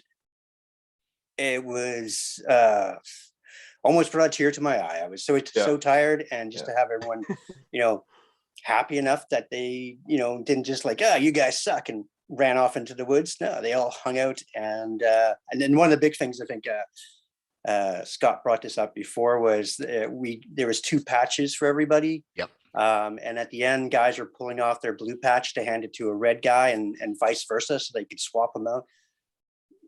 That was, amazing and great. And that was just all the volunteer guys, just people at the end just being good. Yeah, and that exact scenario was something that we had during the planning process hoped to see. We really wanted that idea of you're red and blue while you're playing the game, but afterwards you're just a bunch of geeks hanging out in the woods with toy guns. And so to see the patch exchange was really, really cool. Yeah, it was awesome you guys gave out too, because I knew right away I'm gonna trade it to someone else. Yep. And yeah, we this did. was yeah. As far as story wise goes, was it as you expected as an event, or were there like, bumps in the road that that sort of like, detracted it from what it's supposed to be? I'm sure it's never 100%. As scheduled, there was nothing wrong. There was nothing wrong. I'm seeing 2 things here. What's going on?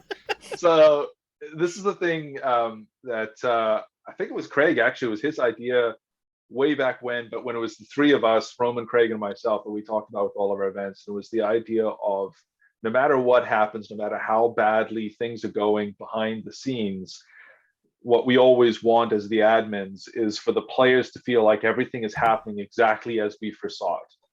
And for the most part, we have managed to fool most of the community. People will see things happen and be like, man, how did you guys know that was going to happen? It's like, well, Merlin is from the future. He ages backwards. That's how these things work. He's already seen it.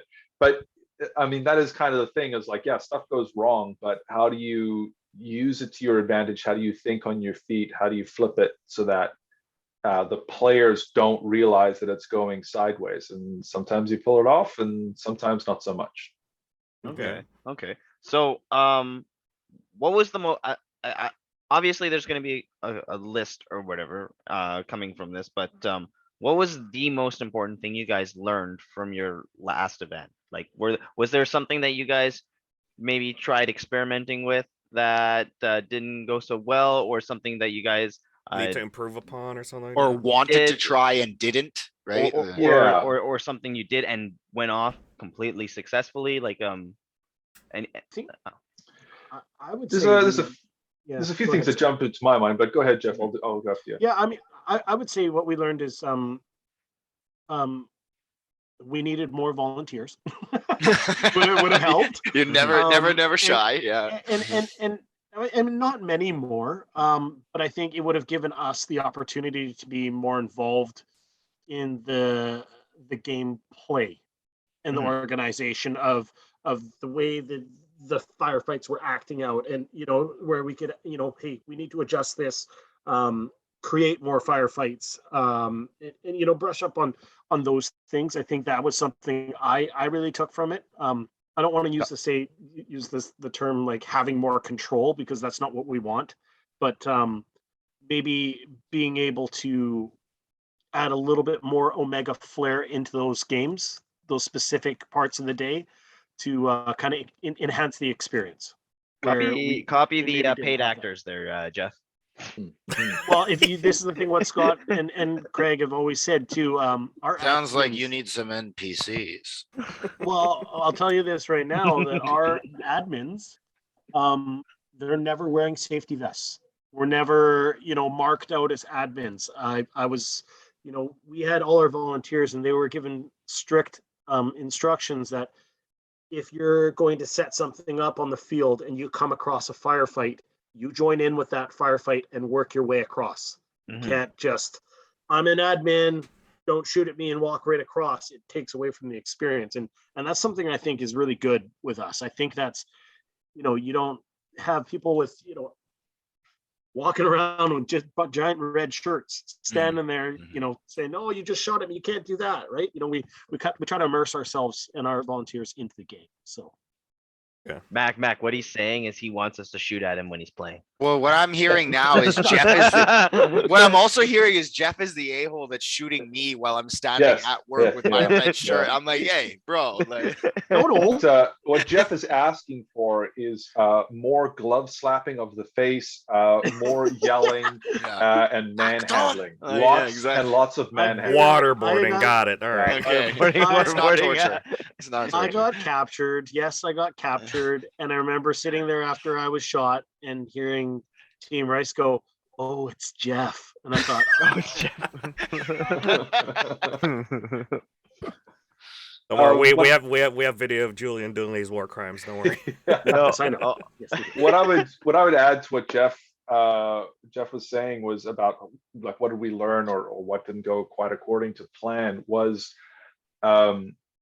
or Mac, I think you asked what did we want to try but not get around to. Yeah, so that was one thing. Yeah, so this kind of ties into some of the early questions about what's a tier 1, 2, 3 player and where do we see the province at. So at that particular point in time, so this is 2019, when we looked around at the people that we knew in the province from all the different events that we had attended, realistically we could probably name all the people who we would consider to be in the tier 1 category in terms of the willingness to commit, not actual capability. There are many players that are capable of being a tier 1 player. There's not nearly as many that actually want to do it.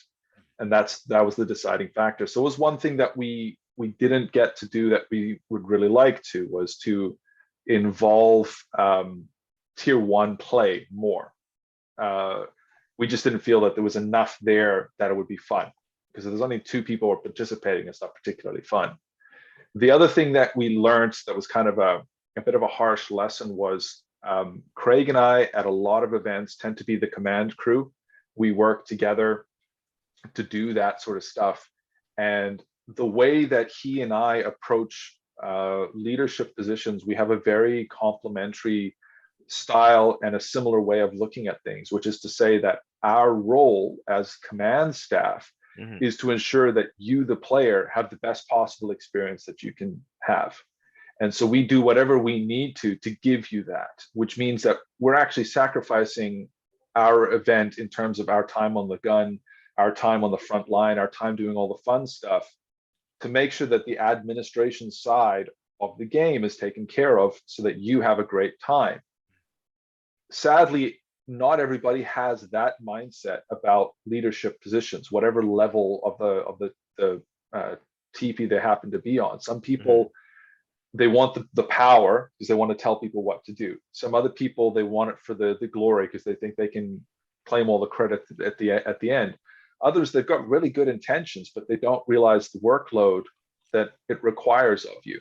And so that was one thing that we found where it was very hard to find people who were willing to volunteer for leadership positions.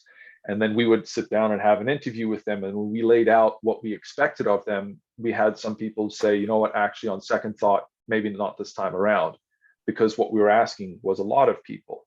So that was definitely something that we weren't super pleased with. I mean, we're very grateful to the people that did volunteer for the roles and step up to fill the shoes, all that kind of stuff. I'm not trying to speak ill of any of those types of people, but it was that idea of what we expect and what we got was not the same thing.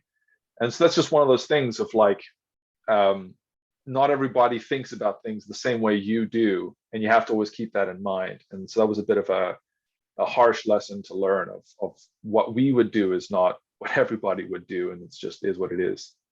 Okay. And that sort of goes back to that very first question you asked: is it a hobby or a job? Sometimes the hobby for some people it is a hobby and they just want to get what they get out of it. Other Exactly. people and Mhm. like Scott, it is a job, and the job is to make as many people happy and make sure they all had a good time. Mhm. And that comes at the sacrifice of not being able to sleep, some crappy food, and running around doing dumb stuff. Even when we were doing command, I mean, we we both have spent way too much time, running from foxhole to foxhole to make sure that everyone has ammo and has drank enough water and just generally happy. And they all probably, I'm sure when we leave, they're all like, who were those idiots? And then they went on their merry way. And if we did our job right, that's exactly what was supposed to happen. You know, I think we Okay. also know too, we also like the humility of it is we know we can't, like being humble is we know we can't make everyone happy as well, but we try our Right. best. Yeah. Right. We Absolutely. try to include everybody and have a little bit of something Mhm. in it for everyone. Mhm. Right. Mm. Well, and a lot of people need to understand too, that the bad experiences that you have can also be something that you look back as. It might have been bad in the moment, but it's not something bad to look back on because you paid. You get what you pay for, and sometimes the shitty moments are the good moments when you look back at Yeah. it. Yeah.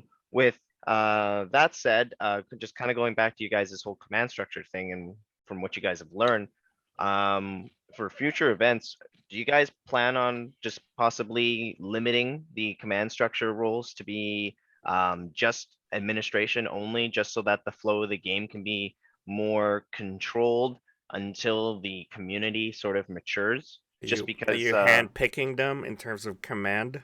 yeah, Because like, not people volunteering, but like, are you picking someone who's more capable yeah, of just doing it? because, Well, I feel like it has to be someone that wants to do it. Okay. well, Because well, again, well, that is the one, main point. one, it's the person who wants to do it, but also unlike, MILSIM West, where their Cadre guys, system. their cadres are one either active or veterans and whatnot. What is your guys' sort of strategy to kind of move on or move forward sort of with that, having tested that in Crossfire 1? Well, okay. So the thing, what you got to keep in mind is MILSIM West. If you're just a regular boot on the ground, you might get a particular impression about how these events work that's not necessarily accurate. MILSIM West is actually like a very scripted event. The Where the battles happen and how things work, they're in contact with each other. The two sides are talking all the time. They're figuring it out what's going on.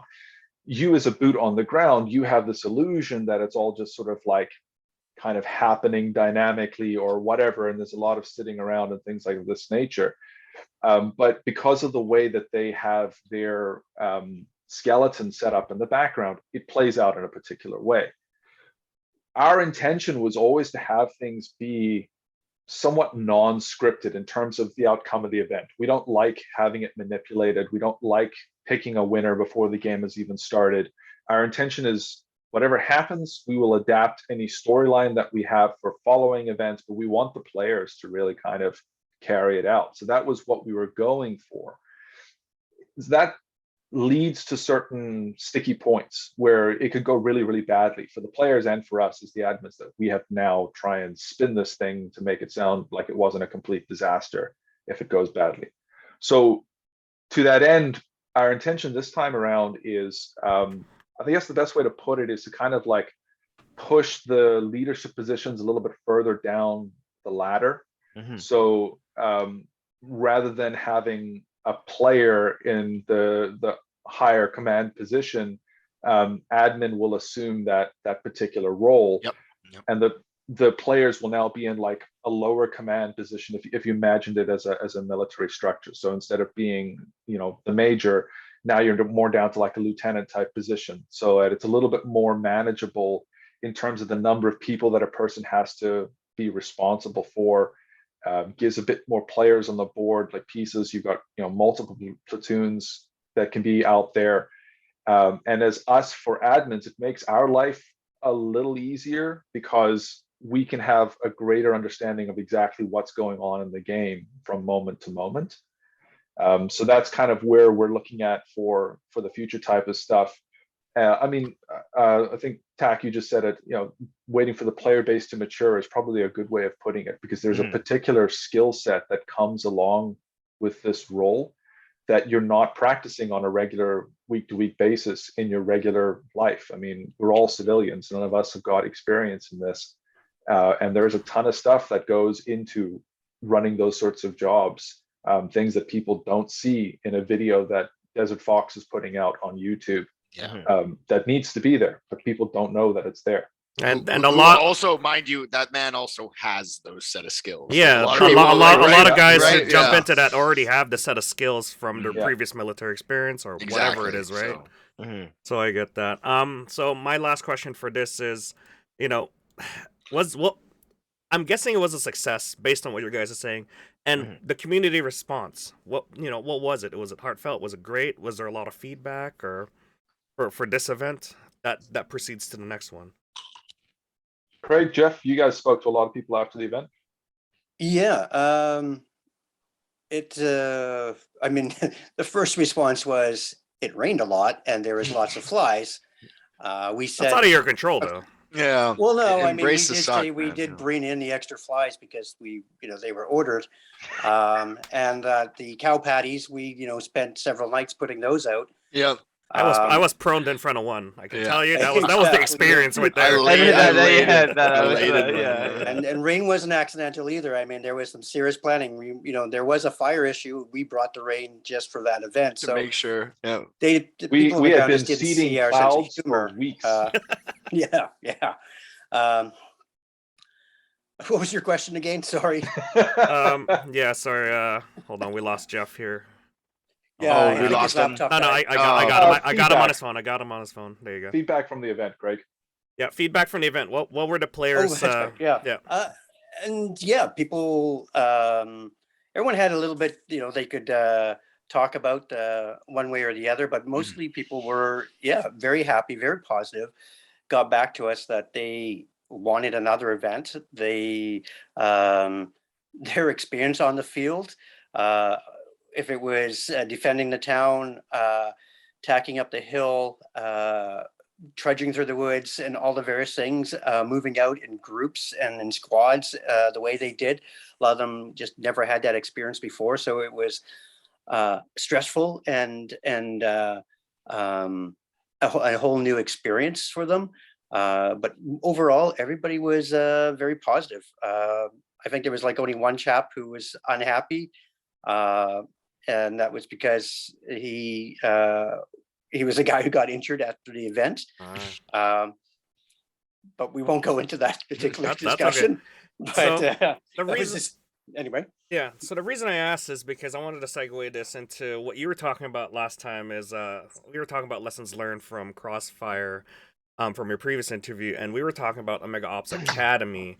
Now, I don't know if you guys are still running it, but I was interested in seeing how many people would actually jump in and learn some MILSIM basics, because that was something that was lacking in terms of... well, that'll help people mature, exactly like we're talking about. Those people that think they want to do those sorts of it's like, oh, really? You really want to you want to know what the ruck is up?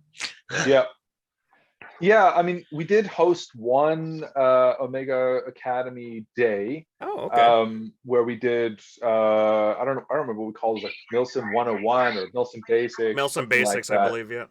Yeah. So we did host that. There was a couple of guys that came out to it. I think they had actually quite a bit of experience. They humored us, let us run through the course, and then sort of told us and was like, oh, okay, so they still found it useful. There was a lot of stuff that we passed along to them that they had never thought about, but they weren't the demographic we were actually aiming at for that particular course. However, it was great for feedback for us. The pandemic is really what kind of has screwed everything over, because it's real hard to organize anything when you're not actually sure what the hell the restrictions are going to be from week to week. And then the nature of any kind of a training course, I mean, there's going to be some degree of interaction. And when you're supposed to be maintaining a certain distance from one another, it makes correction or examples and things like this much harder to do, right? Especially, I think, because the Panther had put in an additional layer to make Fraser Health happy for a while there that just made it much more challenging for us to do what we were doing. And then personally, life just got really, really busy with other stuff going on. So it's still there. I would still love to do it. I hope the other guys feel the same way. We haven't actually talked about that topic for some time, but I would love to have that kind of thing because yes, it is. There are things that Craig and myself have learned over the years of. Oh, did we lose him? Oh. Yeah, something went wrong there. Okay. Soft, as well as he's got a lot there of we friends. Oh, am I There back? we go. Yeah, you're back. You're back. Yeah. Sorry, where did I leave off? Years of experience. Just five seconds. Yeah, worth. Okay. So yeah, just saying, like, there's a lot of things that we've all learned over the years of doing all this kind of stuff, and we'd love to pass it along to the tier 3 player, the new guy who's come in, right? And maybe they've got time on the gun, but when it comes to what the hell do I take to an event, they've got no clue. The biggest one being no one thinks about, as I said earlier, camping gear. Like what's a good sleeping bag? What am I looking for in that? What am I looking for in a ruck that'll make it better for me and easier for me? And how do I handle my food situation, batteries, ammunition, all these kinds of stuff? Those are like basic level things to a MILSIM player that your average Sunday guy never thinks about because it's not necessary. And is that link still valid in terms of like I went to your website and looked up the MILSIM Basic? It's still up. You can still purchase it. Is it still a valid link that you guys use? Or It should not be up. Thanks for letting us know. Because that's how I noticed it. We don't have plans for another course as yet because of all the certain things that are in there. And like I just had a kid, so that makes my time not as negotiable anymore. So and that is the hope to bring that stuff back. So what I'm thinking is, are you guys just gonna do like what you guys regularly do, is like release videos for people that don't want to read? I know there's a few of you out there. You guys love to listen to the podcast. Are you gonna release some sort of video to just capture like the most important one, which is basically the kit list, because that's one of those things that gets missed a lot, right? Yeah, we had talked about that. Actually, I'm still trying to find it because we moved places and trying to find where I've stored videos has been proving to be challenging. But we had made like a medic video detailing how our medic system works. Yep. And the intention was to try and show a couple other things. Kit list is a good example. Craig and I run very, very small rucksacks. I think mine's like a 35 liter. Craig's it's about the same size. And we'll run a full weekend out of that, no problem. And that's like, if you're a hiker, that's like a 12-hour hiking pack that we're able to get a 3-day event out of. So there are ways that you can like compress your stuff down to a very manageable amount if you make sure that you make smart choices as to what you consider a necessity and a luxury. So we'd like to do that for people who are coming in, because that's one thing we have noticed, not just at our events, but other events. People will come in with a literal pot and pan hanging off their pack, and then wonder why their back is killing them 8 hours into a ruck. And I agree with that one as well, because I've seen a lot of that in events where they just bring the entire kitchen sink, and you're like, well, did you really need it? Yeah. Actually, that is the one thing, though. You're saying, feedback from people that we all laughed at for quite a while was, initially when we announced our packing list and we had multiple socks, we got a lot of pushback from people about that. People saying like, why is it mandatory that I have 5 pairs of socks or whatever it is that we asked for? And then it was like the Saturday morning after everybody got rained out that people were like, I see now why you guys have this as mandatory stuff, which we thought was hilarious because it was such a big deal. And then we were kind of vindicated, and it was like, you guys live in the Pacific Northwest. Have you never been hiking? That's when you see those guys hanging out at a fire with like their sock on a stick and like trying to dry it, right? Yeah, and again, it's one of those things. It's like, look, we've played a lot of these kinds of games we don't make up stuff because it sounds cool or it's because it's what the real deal would do, or there's legit reasons for everything that we say. One of the things we always say to the younger players is like, we're not saying this for our health, guys. Like, seriously, this will help you. Like, You want to have a fun time? Follow the list. Yeah, exactly. Think about everything you guys think about everything you just said there, Mac. We are now the old people. I agree. Back in our day, we played airsoft. Now we're kind of spreading this wisdom onto everyone. Oh man, I don't play anymore. I know. That's why I look forward to your guys' events. And speaking of that, I mean, I don't know, Poi, am I allowed to jump on it? You know what? We already know who Lee Joe is. Let's just, you know what? You guys can do the announcements. Go ahead, spill the beans. Everyone's been waiting. What do you got for us? Yeah, exactly. If you guys have a spiel ready or anything, if you'd like to, I know you guys put your teaser video out already. A lot of people have been asking more questions. One of the things that has been coming up in the chat here is location. Is that the same? Is that different? You teased us. What are you lying to me? What's going on?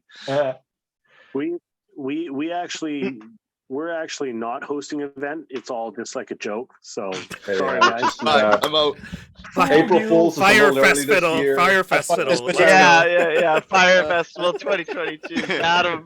This is the most airsoft thing ever. Yeah. All right, go for it, guys.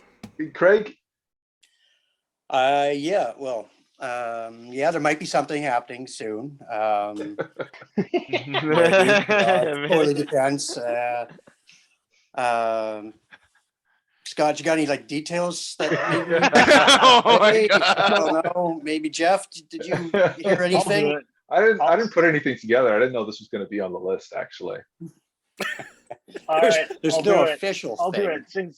Since I guess the people who are watching this live on the Discord, how many people do we have there? How many people are there? 5. We had 8, and then we're down to 5 here. It's a battle of attrition. So these people, they're probably 2 are probably sleeping. So go for it. Kaz. So it's safe to say that you guys can hear me, right? Yep. I'm on my phone right now, so it's all just a black screen right now while I'm talking. I don't know what's going on. So I think it's safe to say that there's going to be some info passed along tomorrow. So the date's going to be going out into the interweb, that tomorrow some information should be released, provided our computers aren't broken. And if they are, we'll call Poi to fix them. Holy crap, Trudeau. Tell me what's going on. May long weekend. I would save that date. I would look at saving up enough gas money as well to get you about 5.5 hours out of Vancouver, depending on how you drive, and prepare yourself for a 3-day event. 3-day. Okay, 3 days. That's a full weekend. A whole weekend. It's over the long weekend, and we're going to give you the Monday to get home and lick your wounds and tell stories. I think that's fair. We can say that, Scott and Craig. I mean, I just did, so maybe I should have asked. Yeah. I mean, we do have obligations and promises to others, so we do have to be careful what we say too early, right? Okay, yeah, 100%. I appreciate this, guys. Yeah, because this is the official. We all know that people were asking what's going on, so it's like at least we know. Yeah, that I mean, as you said earlier, pandemic is screwed over multiple people's plans for everything in life, right?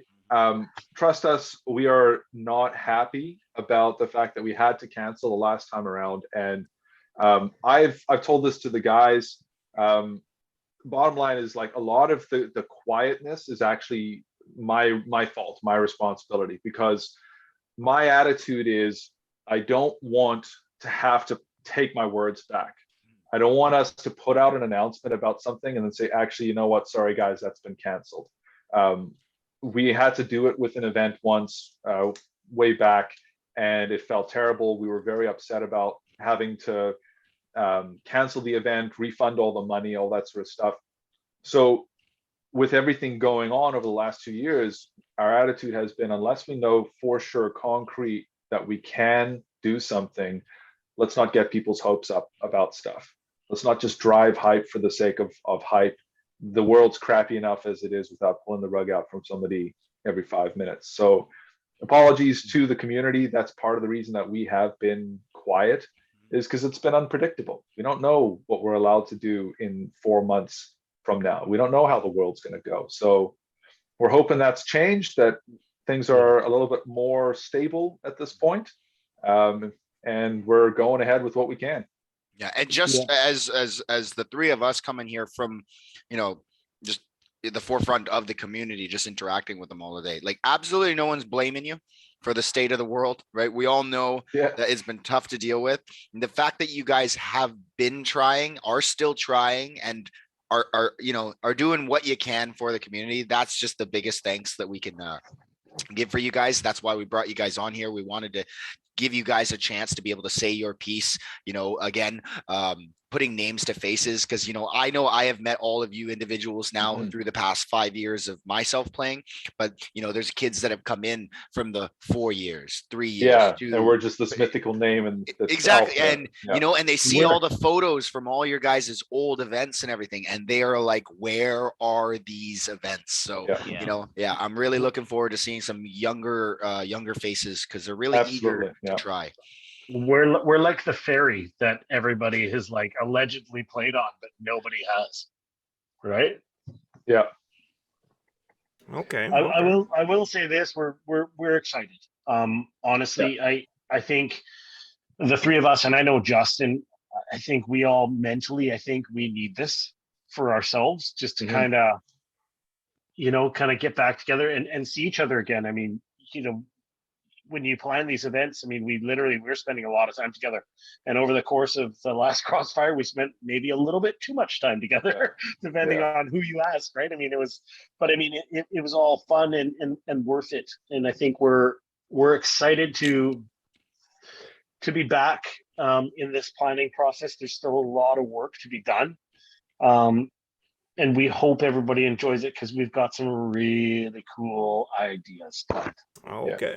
And like from the last Crossfire, this is a big one for a lot of people. Is helicopters back? Ooh, that's a big one. Everyone's asking. I'm not gonna say. Well, I mean, Jeff, just give them the same spiel that you talked to me about with the pilot. It comes down to the logistics. Yeah, right. It's all about him. So, right? There are things beyond our control. Yeah, there's things beyond our control. Exactly. I will say this: after last year, when we kind of went and paid Clint, I think it was. Yeah. And I think we threw him a case of beer too. I don't know why, we just did. I think he was more kind of jacked about the whole thing too. Yeah. I mean, I his wasn't pilot when they had dropped so everyone much off. fun. Yeah, it was so intense. And he just like it just so everyone's aware too. Like, full disclosure, he told us originally, he was like, we're going to go up, we're going to go down, guys are going to get out, I'm going to fly off, go back to the airport, that's it. Well, I heard it went a little differently. I got a little more than that. Oh, we got a lot more than that. And I'm assuming that's what Clint was saying when he's like, I didn't realize what to expect when you guys opened up that U-Haul van and everybody came piling out. He's like, we got all jacked up, and he was even throwing ideas at us for like next year. Do you remember that, guys? He's just yeah. He's like, some really cool ideas and suggestions. He's like, I know lots of the pilots, man. Maybe we could. I'm like, what? Yes. Like, Yes. So he was. I think he's game, but the main concern is because they service a lot of the emergency services in the area, such as forest fires. That is his number one priority for obvious reasons. So. And that's full disclosure. We said that when we sold the last Hilo tickets, that if in case of a emergency such as wildfires, that the helicopter wouldn't be going, and that's fine. Yeah. We understand that. Everyone understands. We have to respect that, right? Yeah. I mean, that is the fact that it rained as much as it did meant that the helicopters were available. But that's part of the reason that we set the event in May. If we set it at any other time period in the summer, guaranteed helicopters are not going to be available. They're too busy on standby. Exactly. Yeah. So that's why we put it in May, because it's early enough that fires are less likely to be just everywhere, but still kind of late enough in the year that you're not going to freeze. Yeah, exactly. Springtime. Normally that area of the world doesn't see that much rain at that time. It was a bit of a fluke, but as Jeff says, we kind of have to just play it by ear on that. But like as he was saying, the helicopter rides were what they were because of the people that showed up. because you guys came, you listened to the briefings, you took the instruction and the brief training that they gave you seriously. You all were fantastic with your muzzle control. Like you were professional amateurs, to the point that it made the pilot and the owner of the company feel secure enough to do more than what we had bargained for, because they knew you weren't going to be idiots. I will say this, if I could just jump in about the helicopter, I will say this, that I'm going to answer the question right now. If anybody would like to shoot from the helicopter or have the doors open, I believe Clint said it's a $12,000 course that you need to take. Yeah. We are not willing to do that. And also, if you have dreams of shooting 0.3 BBs from a helicopter and expecting them to travel anywhere but down, you are delusional and need to give yourself your head a shake. I have the high What, ground. down is where I have the high ground, Jeff. I'm just throwing a bag of BBs out at the window. That's all. Make it rain. But you understand where I'm getting from too. I mean, I think even too, when the helicopter was landing, people were trying to shoot at the helicopter, and They we were. were Yeah. very apologetic. Like I remember saying to the Jeff, they pilot, fired bear bangers at the helicopter ordnance. as it was taking off. It was not just BBs; it was bear bangers. We gotta bring that. We gotta bring that chopper down, baby. Yeah, Okay? yeah. The pilot no-no. had a blast, but the owner of the helicopter was not happy. Not too thrilled. Yep. Okay, and what do you expect from our player base at this point? What do you like? We're waiting for the announcements. What do you expect them to do at this point? Once you release the info, preparation. I'm guessing. Yeah, I mean the big thing is that there's going to be some changes from the last time around. A little bit more structure than what existed. We're trying to create as much opportunity for everybody to be a special snowflake. Because we know that's a huge part of it, but at the same time, you also got to work with us. We're trying to put on an event for more than just you. There's other people at the event, and there's an experience that we're trying to give you collectively. So a little bit of trust in some of the decisions that we've made, that we know what we're doing in terms of trying to give you a specific experience. So that would be great. Organization, like start talking with everybody, start figuring out Planning stuff. Yep. Yeah, like what most people don't seem to realize is that as a player, there is a ton that you can do to make the event good. Mm-hmm. Like you have to show up with the right attitude. You have to show up having done some homework yourself. You can't expect the admins to make the event for you. Like we can give you the place, we can give you a game and a rule set and pyrotechnics and a helicopter. None of that is going to make it a good event. What makes a good event is finding a good crew to run with, getting tied into the other groups that you don't know to make some kind of a plan and make connections, and showing up with a decent attitude, showing up knowing something's going to go wrong and you're just going to have to roll with it. It could piss rain for 12 hours and you get soaked completely through. Your batteries could go explodey on you. You're going to have to just roll with some of this stuff. And by doing that and finding a good crew to come out the other side with, the event will be much, much better. But none of that we can control. Yeah, I think too, if I can add to this too, Scott, like I said, to touch on the good attitude, some of the best kind of moments I've had in Airsoft is having someone just kind of come out of the nowhere with just like some boisterous, like, kind of hokey army call and just hamming it up and just kind of creating that experience. It spreads through whoever you're with.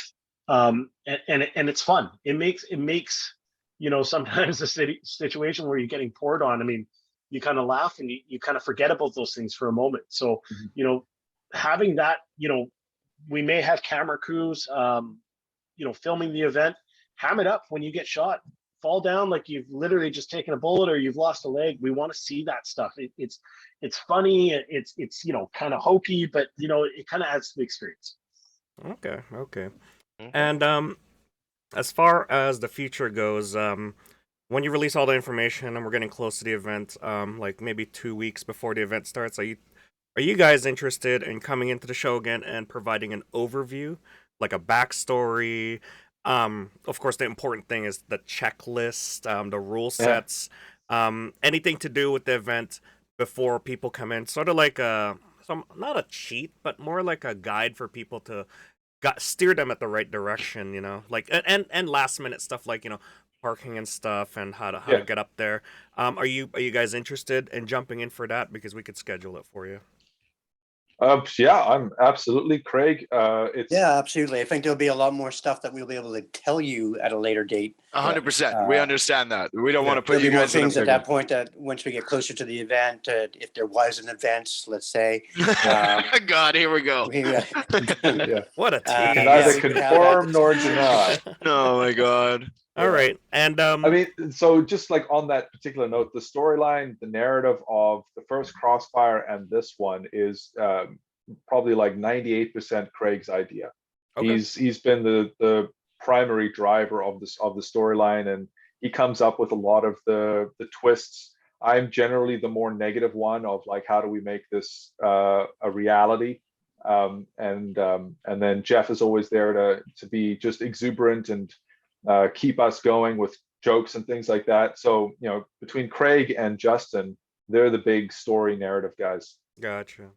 Okay, well, we'll definitely have you back in here before the event starts. I'll schedule that with you guys. I'm sure the players will appreciate, a lot more information than, reading through a document or something, because adding a little bit of a, flair for, explaining how the rules, the checklist, and what to expect and what to do and where to go before the event starts, I think at least people will be at the right direction. And last question here. With COVID almost over, are there any more future plans for events in BC from you guys? Well, There are always plans. It's it's like life doesn't always cooperate with you, right? Like you make plans and then something always goes kind of sideways. So we've always got ideas floating around. There's always something in the works, but it may not always pan out in the time or the way that we want. If I had my way, I'd be doing this full time and doing events every couple of months. So I would love to do that. Whether or not we can find the locations and that sort of stuff is often kind of what the holdback is. But yeah, we'd love to do more. Yeah, I mean, I think we've talked before, and I think we kind of planned it'd be nice to do an event in the spring and then one towards the fall. We've kind of thrown that idea out there. So, like, don't rule anything out. I mean, but like Scott says, there's life, right? I mean, we all have our regular jobs as well. Like he said, we need to pay the bills, and unfortunately, planning these events takes a lot of time. And so we need to have that home balance as well, right? Our wives like just part and parcel of that to kind of let you guys behind the mirror, as it were. The planning for these events, they'll start like 7-8 months out at a minimum.